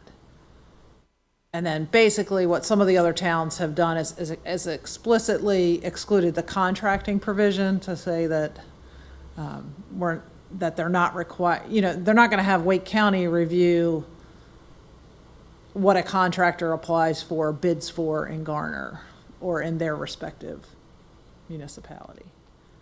So there's some maybe deviations from a complete opt-in. What I haven't gotten a solid answer from Wake County is what if Garner didn't want to adopt all of the protected classes? I know Wake County's interest is having one system for everybody because that's easier, that's the broadest applicability and that's easier to administer. But in theory, if you can exempt out certain employers, you could probably exempt out other provisions. Yeah. Okay. For the benefit of everybody watching this at home, I know a lot of them are, and we're going to get asked a lot of questions about this, but just a point of clarification.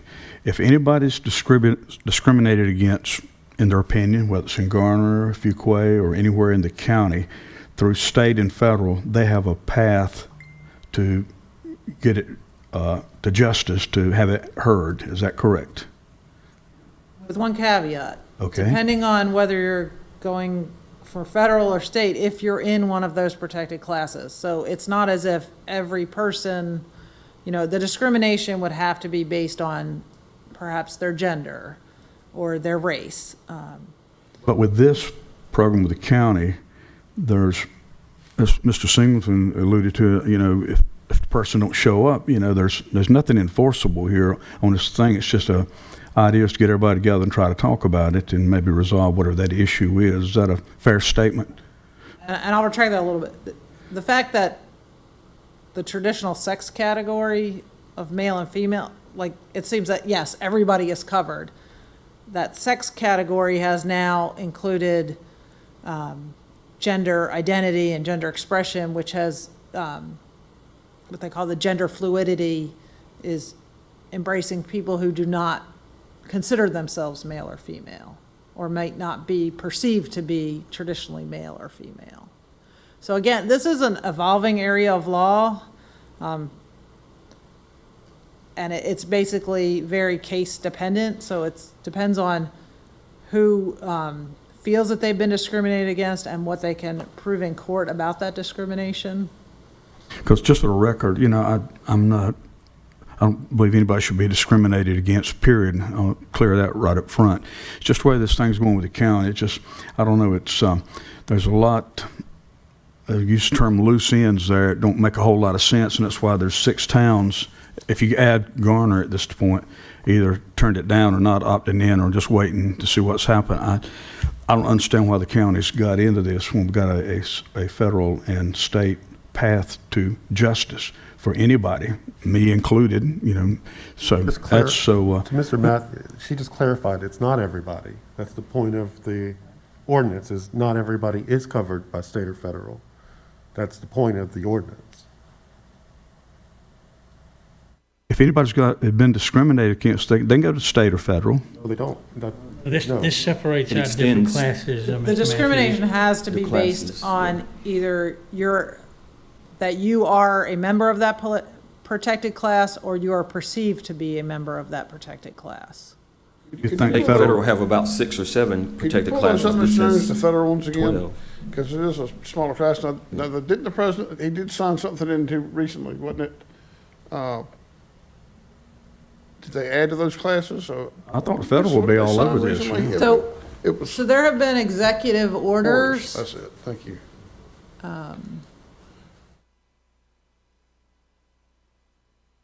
So there have been executive orders that have extended some of that, but the executive orders don't cover everything. It covers federal contractors, covers federal agencies to some extent, and then many states then parallel what the federal government, you know, so governors may also, you know, extend that. And then again, in the court system, you know, I think there was an executive order that extended sex to sexual orientation and gender identity and gender expression. And then there was a court case that confirmed that, yes, it is included. So now that's more broadly or broadly applicable to those protected classes. So the federal now, I'm just back to my question. I'm just trying to get some clarification here. I'm not getting beat up on this thing, but. In employment, yes, sexual orientation, gender identity, gender expression, those are covered in employment discrimination. They are not covered in public accommodations.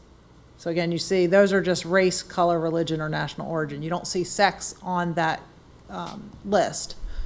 So because these are different federal laws and they came about at different times and different contexts, again, there's not one master list of all the protected classes.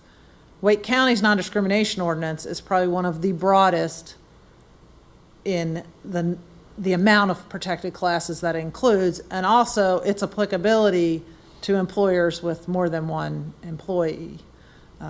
And then you saw it's also their definition of a public accommodation is basically any business selling goods or serving the public, whereas the federal law, you had to be in one of those categories of like a restaurant, a gas station, you know, a hotel, a movie theater, something like that. So it all is it's based on the context of where the discrimination occurs and who is alleged to be acting in a discriminatory manner, and then who is the individual that's being discriminated against.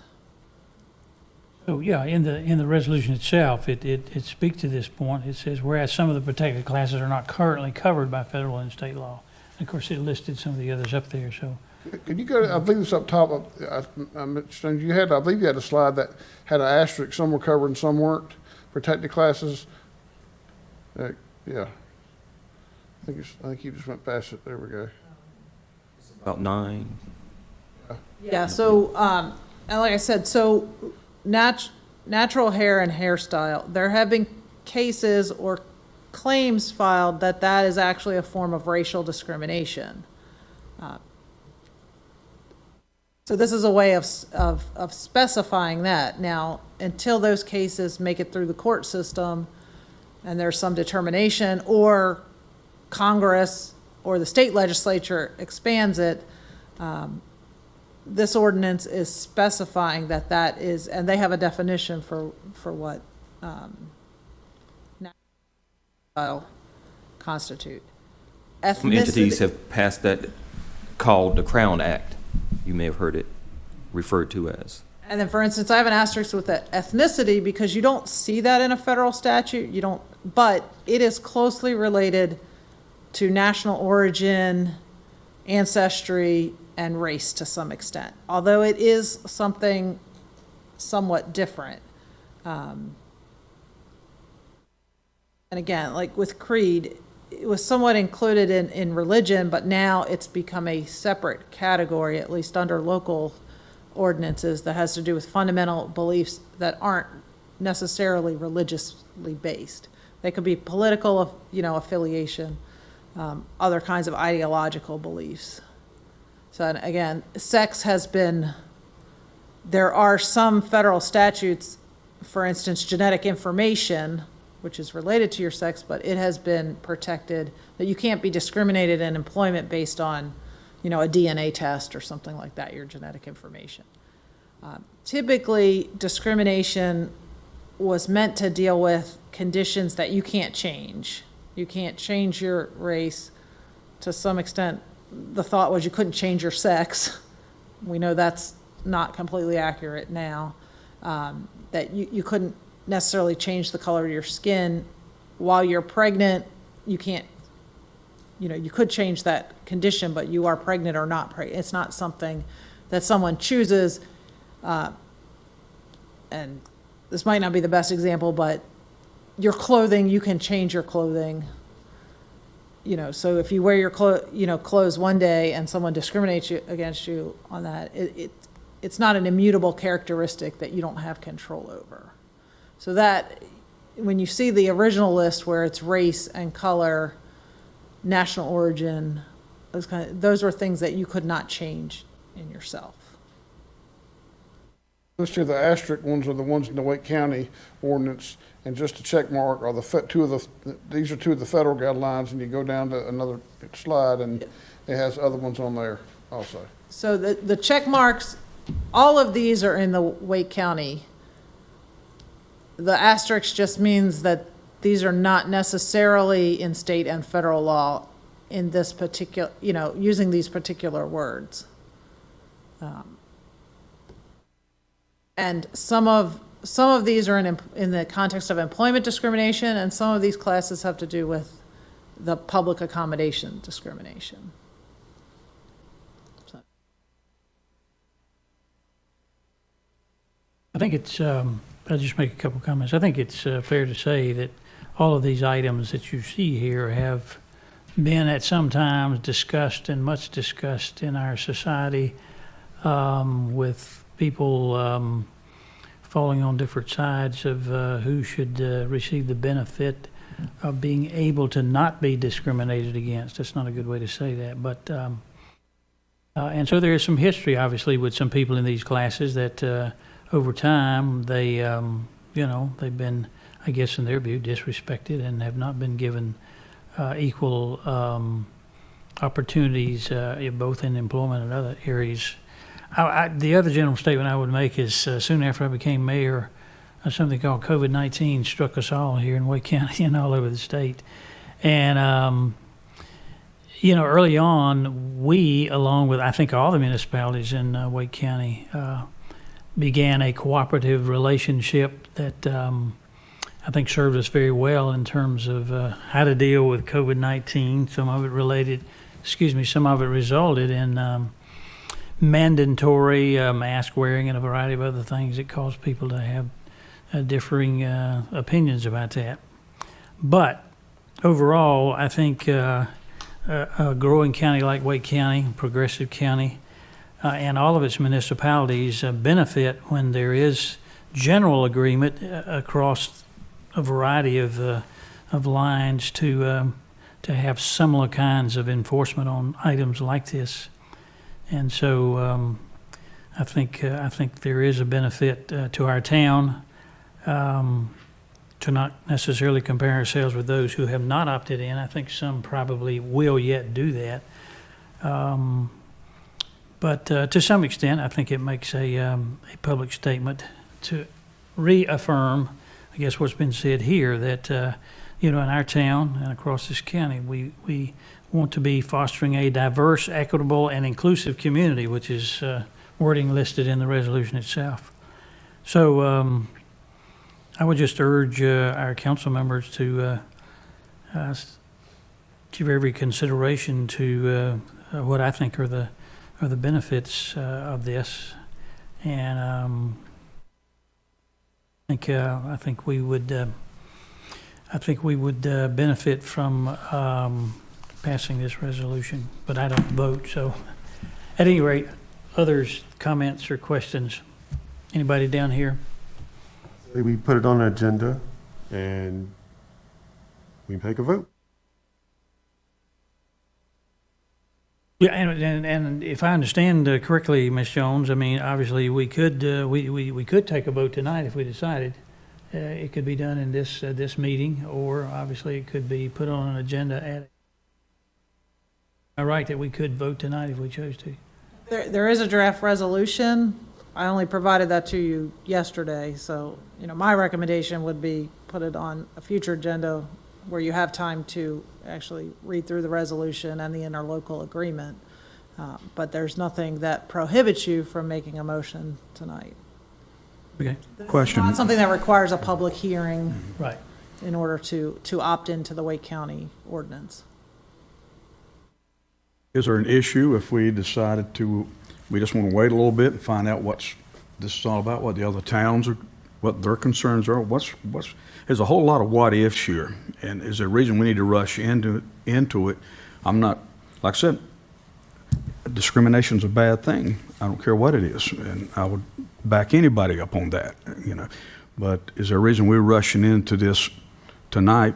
I'd like to find out more information. I'd like to find out what these other towns, why are they not opting in? Is there something we're missing? Just asking the question. Comment. I don't think we're rushing into it. I think we came to us 5 or 6 months ago, and we opted to see how it would progress. And about it tonight, I think we put it on an agenda. We hear from the public and want us to do. Okay, thank you for that comment. Anything from you, Mr. Vance? I have nothing additional to add to what has been said, except we recommend putting on agenda for a vote. Okay. I have an observation. I am certainly opposed to discrimination in any and all forms. I believe that this is the county's attempt to address an issue that is fluid and moving. And I'm not sure we'll ever have every single thing nailed down exactly like we want it to be, but I do believe that we need to be mindful that this is an attempt to do something good, and that I don't necessarily worry too much about all the other municipalities. We need to make our own decision. Yes, I'm just trying, you said that, I know Apex opted something out with government entities. Did any of the other towns do anything also? Did they clarify or make some adjustments to the ordinance? They just didn't dive in and just took it as is? Did they tweak it to fit their town? They didn't necessarily, other than Apex, didn't necessarily change what's in the Wake County non-discrimination ordinance. Some of the municipalities, like Raleigh and Apex, already had their own non-discrimination policy or ordinance in place before HB2 or any of this happen, that didn't necessarily regulate more than their own contractors and things like that. I mean, I don't know, I'm not aware of any that attempted, like Charlotte did, to actually regulate what private businesses could do. So, so what Apex and Raleigh did was within their own ordinance, similar to what we have, our own ordinance, and when we put out bids and contractors, and, excuse me, for contracts, they have to follow the guidelines that we follow that are currently set by the state and federal government. And to the extent they tweaked it, they may have repealed part of their ordinance that was duplicative, and, or they said the contracting provision, we stay with our own ordinance. But in those cases, those particular towns already had their own ordinance. But in opting into the county ordinance, you know, they made things consistent. So do you know by chance if Raleigh and Apex were their list of the protected classes, was it as many as Wake counties, or was it just a part of that? I mean, I'm trying to figure out, were they ahead of Wake County when they did their own ordinance, or did they just do some of them? That's what I'm trying to figure out here. I haven't done that analysis, Okay. but I will say that the natural hair and hairstyle is something that's fairly new as a protected, you know, as a recognized protected class. Talking about changing the dress code for the schools. So that's part of it. Okay. Thank you. Okay. If council is satisfied that you had enough time to discuss and comment on this, I believe I'm hearing council moving towards a motion to place this on a future agenda. I'm assuming one that's not very far away, and bring it back before the council for further decision.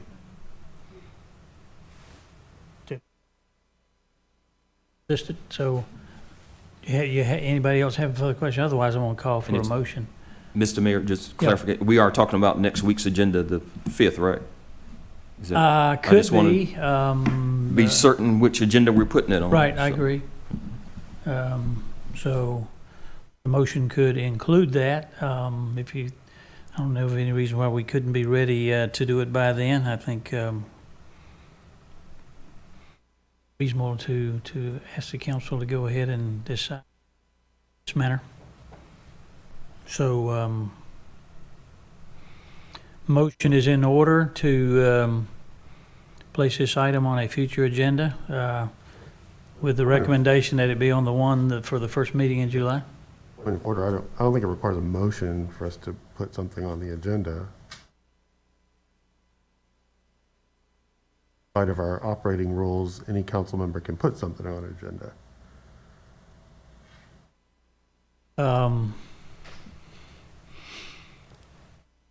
Technically, I was seeking direction on where you wanted to go forward, but, so I don't know that it needs formal motion, but we just, you know, I and the managers need to know when you expect it to come back to you. Sure. Yeah, 'cause originally said a future agenda, we just want to make Yeah, sure, I agree. whether that's next week Agree. or I'll make 3 weeks. I'll make the motion. I move we put this on our July 5th agenda. Second. All right. Motion's properly been made and seconded that we place this on the July 5th agenda. So, council members, those of you who favor the motion, would you please vote aye? Aye. If there's opposition, vote no. Okay. Motion passes, and we will we'll bring it back on that agenda. With that, let me just ask council and/or our attorney, would council anticipate that that item would be handled in essence as a public hearing where members of the public could be recognized for comments?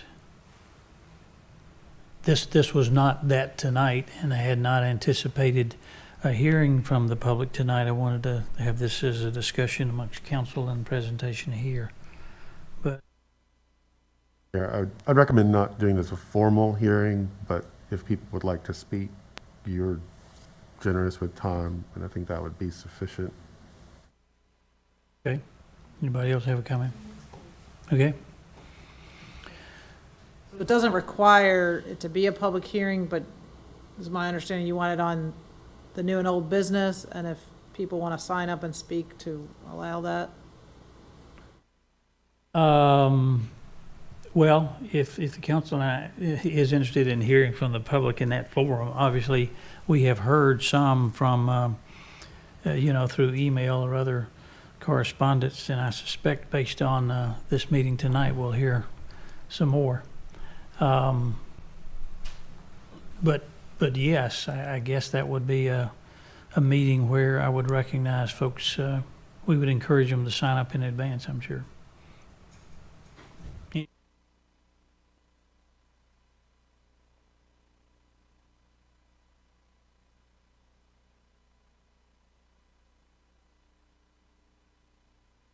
Okay.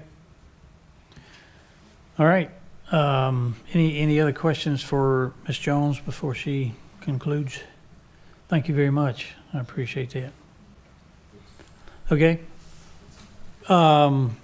It's 8 o'clock. We've been meeting for 2 hours. I'll suggest that we take a 10-minute recess and come back. I believe we can finish our agenda fairly soon thereafter. So I'll declare a 10-minute recess. Please try to come back on time. Thank you all.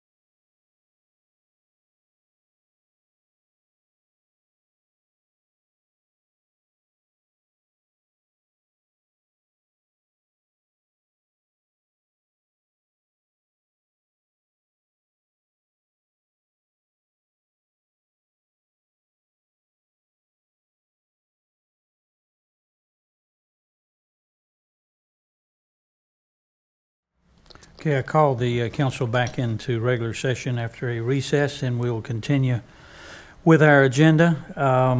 We are now, I believe, at item D on the agenda, which is the manager's report. So I'll recognize Mr. Dickerson at this time. Mayor, Town Council, you have in your agenda packet the upcoming agenda for July. Shows you some of the items and hearings coming up over the next few weeks. So if you have any questions about that. The other thing we want to update you on is I'm going to turn it to Mr. Hodges, and he's going to give you an update on the Commuter Rail. Maybe you've been hearing some things about that in the news lately, so he wants to give you an update on some of the things he's hearing through the committees. So, Mayor, members of council, the Regional Commuter Rail Feasibility Study Phase 2 was released on Monday, and that was pre-released to WRAL due to a public records request, and they did a news article on it on Friday. So if any of you read an article about commuter rail on Friday, that was basically some of the outcome of this report. We'll send you all a link to the draft document. But one of the things that I wanted to specifically bring to your attention, you may have noticed this if you did read the article. Now that the prices have come back for the whole system and some of the challenges have been identified, there is some thought or consideration or question asked of, could we approach this from a starter project that would not be trying to put the entire project into the federal funding starts program right away. Many of the challenging, the logistical challenges along the corridor are from Cary into Durham, and many of them being within Durham. And some of those are quite challenging to overcome. So one concept mentioned in the draft plan that you'll read and mentioned in the news article that you may have read is the potential for a starter project that would be a 10-mile section from Raleigh Union Station, downtown Raleigh, to Auburn, or Clayton if it were to continue on, but right now it's looking like the end of the line would likely be the Auburn area park and ride that we've been discussing with you and updated you on. So I just wanted to make you aware that we'll be sending you a link to the draft study to review, but also wanted to bring to your attention that some of your peers may be reaching out to you to talk about that. One thing you'll see in the draft is the ridership numbers for that segment are very strong. Part of that strength, we believe, is the job shed in the eastern part of the state that comes into the triangle. And if you factor in the fact that the park and ride will be right next to the 540, 70, 40 interchange, there's a lot of potential for commuting traffic that could drive into that parking ride and then take the train on into downtown Raleigh and then use other sources of transportation like the bus rapid transit or enhanced bus service to get to other locations. So it could be a very positive thing for Garner.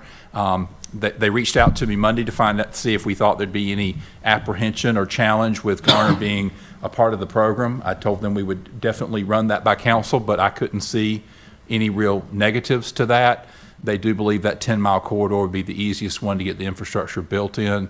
And so I just want to make you aware of the fact that we were being mentioned in that light so that you were aware of it, but also so if any of your peers from other communities reach out to you about it, they may be wanting that to be extended further than that. This is not by any means final. It's just an idea that had come out and had enough validity based on ridership and costs that they're including it in the draft report.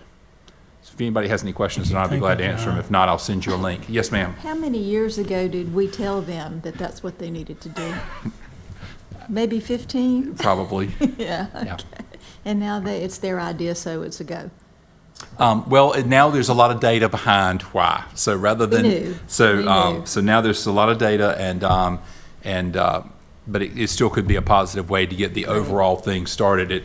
In one way, it may not allow us to apply for some of the federal transportation funding that was always thought to be the primary source.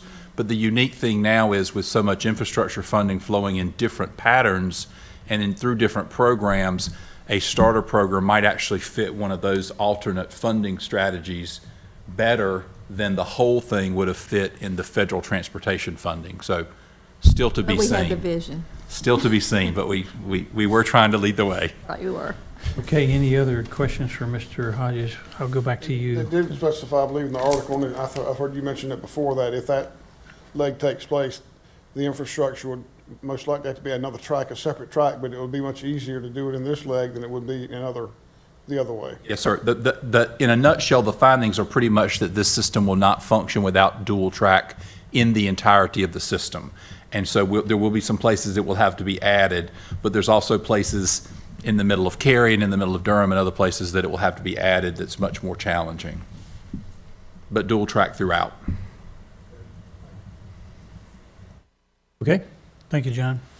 What else did you have? Only other thing I have is July 3rd coming up on Sunday, from 5 to 10 p.m. What time out at do Lake you- Benson Park. What time do you need us at this stage? 7:45, I believe, because I they had to moved the look back time at the, earlier. there's We'll a- get that There's an scheduled to you. agenda list. I believe Did you you- get that from Parks and Rec? If I did, I 7:45 for the didn't dignitaries to see be it. at the stage. We'll resend it. There's Yeah. a stage list from, yeah.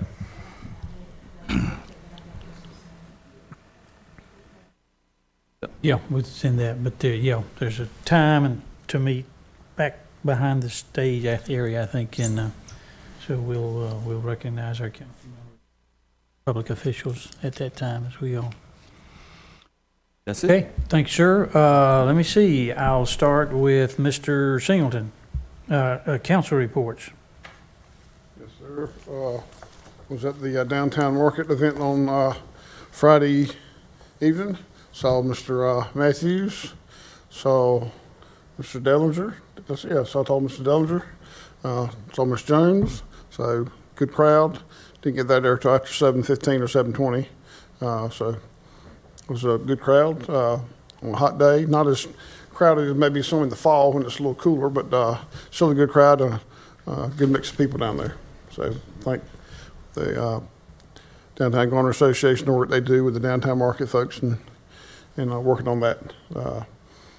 Well done, and I think people, my wife and daughter and son-in-law hadn't been to the distillery down off on Rand Mill, so went down there and visited that. Saw Mr. Matthews and his wife there, and they were staying plenty busy, which is good.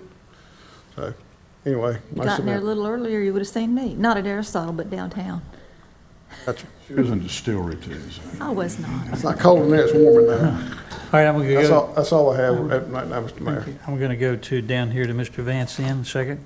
Yes, I just have one thing I'd like to make note of, and that is I was traveling on West Garner Road this afternoon, and at the intersection, I would say at Center Street and West Garner Road, there was a damaged utility pole that looks like it's been in need of repair. It looks like it was leaning, so it needs, I believe it needs some attention. At the intersection of Center Street. There's one that's tied to a new pole on the other side of the sidewalk. It's Is just that like is that the this. same one? It's like they intentionally. I didn't see it tied to a pole. I Okay. didn't- That one's gonna fall if something isn't done All pretty right. soon. Okay, I'll go back to Mr. Matthews. It was a good time Friday night. I'm the eternal optimist and looking forward to the July 3rd. But in the event, do we have a plan B that you can share? Then I got one other thing after There is that. maybe some concerns early on right now about the weather. So we do have a rain date scheduled. I believe it's the 6th, is it 5th? Is it no rain date? Okay. Okay, well, I stand corrected. I was thinking that was in that contract, that we do put a clause in there that the vendors will make every effort necessary to go on a different date, excluding the symphony. They either go Sunday or not, but I'll check. I thought we had a alternate date for the other activities if we needed it. But yeah, we'll be back. And the other question I have, I've had a lot of phone calls on the Vandora Springs Road, where everything's tore all to pieces, and it's kind of been that way seemingly for months, and looks like they've just stopped doing anything. Is there any updates on when all that's going to be through? Nobody's been out there for quite a while. Nope, that's when it's going to be through. Work had to stop for about a week because a water line had to be redesigned by Raleigh, and so that was being done, I believe, last week. that design is complete now, so we're expecting that work to pick back up. Okay. I'd had a lot of questions on that, so I figured it'd be a good time. That's all. You're not the only one. I've communicated with Mr. Hodges and Mr. Johnson numerous times over the past few months. And I've had some Specifically, inquiries as well, and, yeah, okay. from text. Yeah, it's a challenging space to work in. We know it's been very frustrating to the general public. We know it's been frustrating immensely to a handful of neighbors, and we appreciate everyone's understanding that it's a tough space to work in. And when it's done, I think it's going to be a vastly improved area. But we appreciate everyone's patience and grace as we try to work in a fairly unique situation there. Okay. Mr. Dellinger?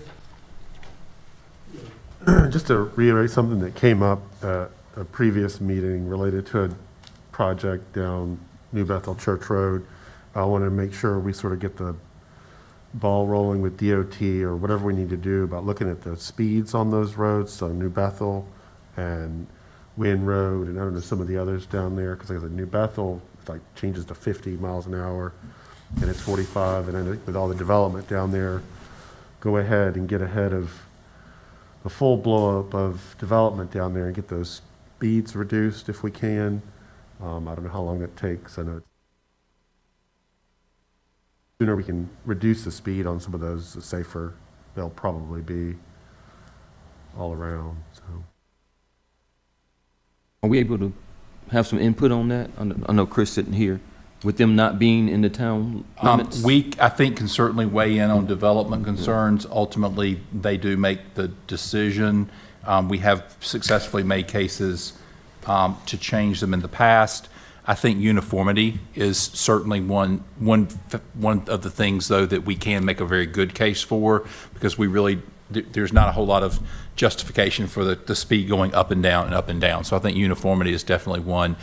We are not always successful in getting requests to lower something when we see issues, but we can definitely ask. yeah, I mean, I'd like us to try, because in the future, that'll all be in the town limits. I mean, most of it down there, and so make the argument that, you know, it's just the curvy roads and there'll be more blind corners and that kind of stuff, so. Okay.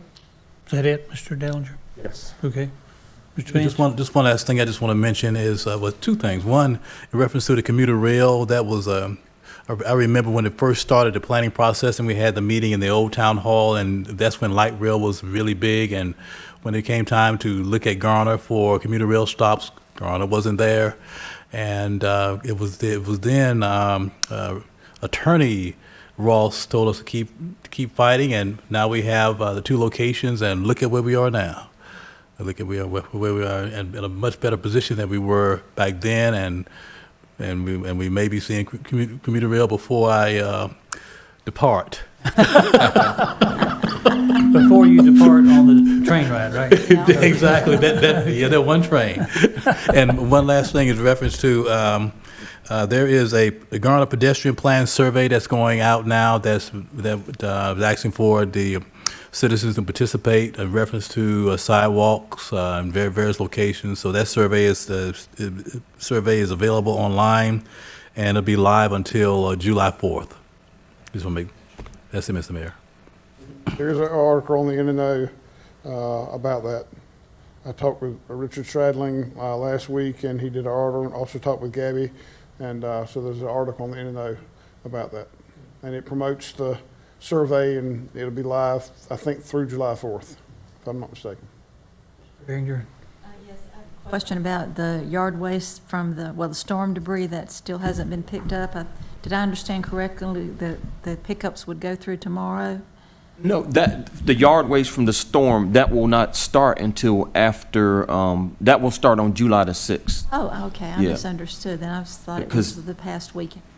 The staff is busy with July the 3rd for one thing, and plus they wanted to give all the residents time to get it all out at the curb so they're not backtracking.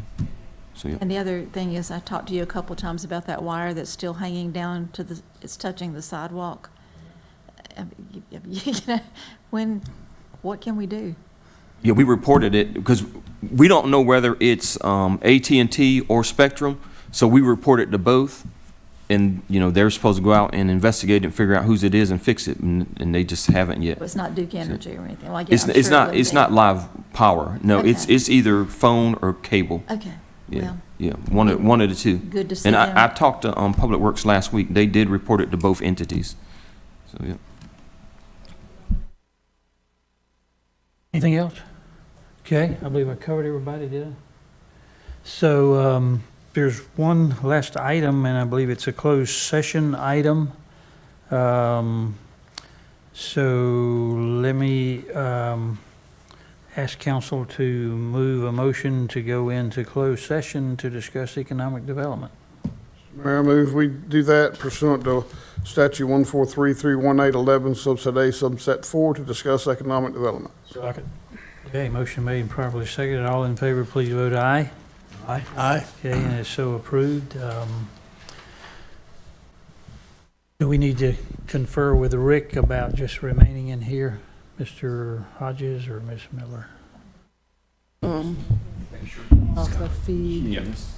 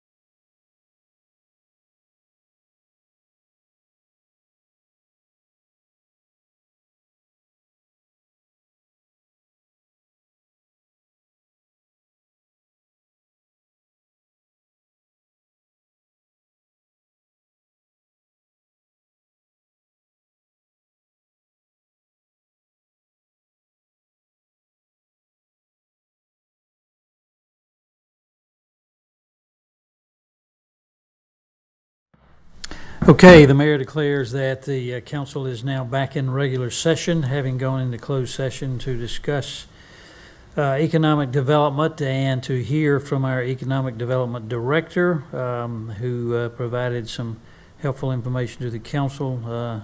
No specific action was taken on any items yet tonight.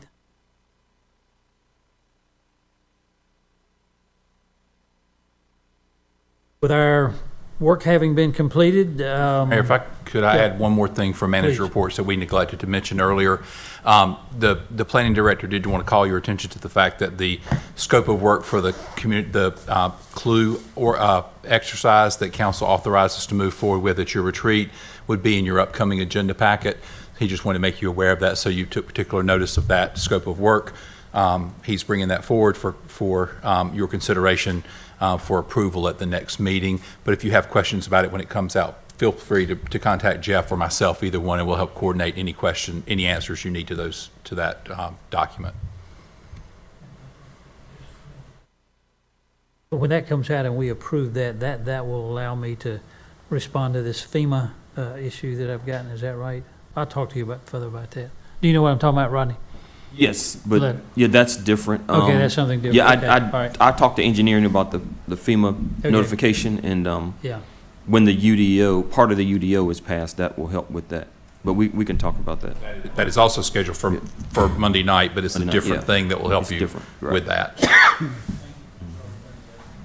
Okay, council, a motion for adjournment is in order.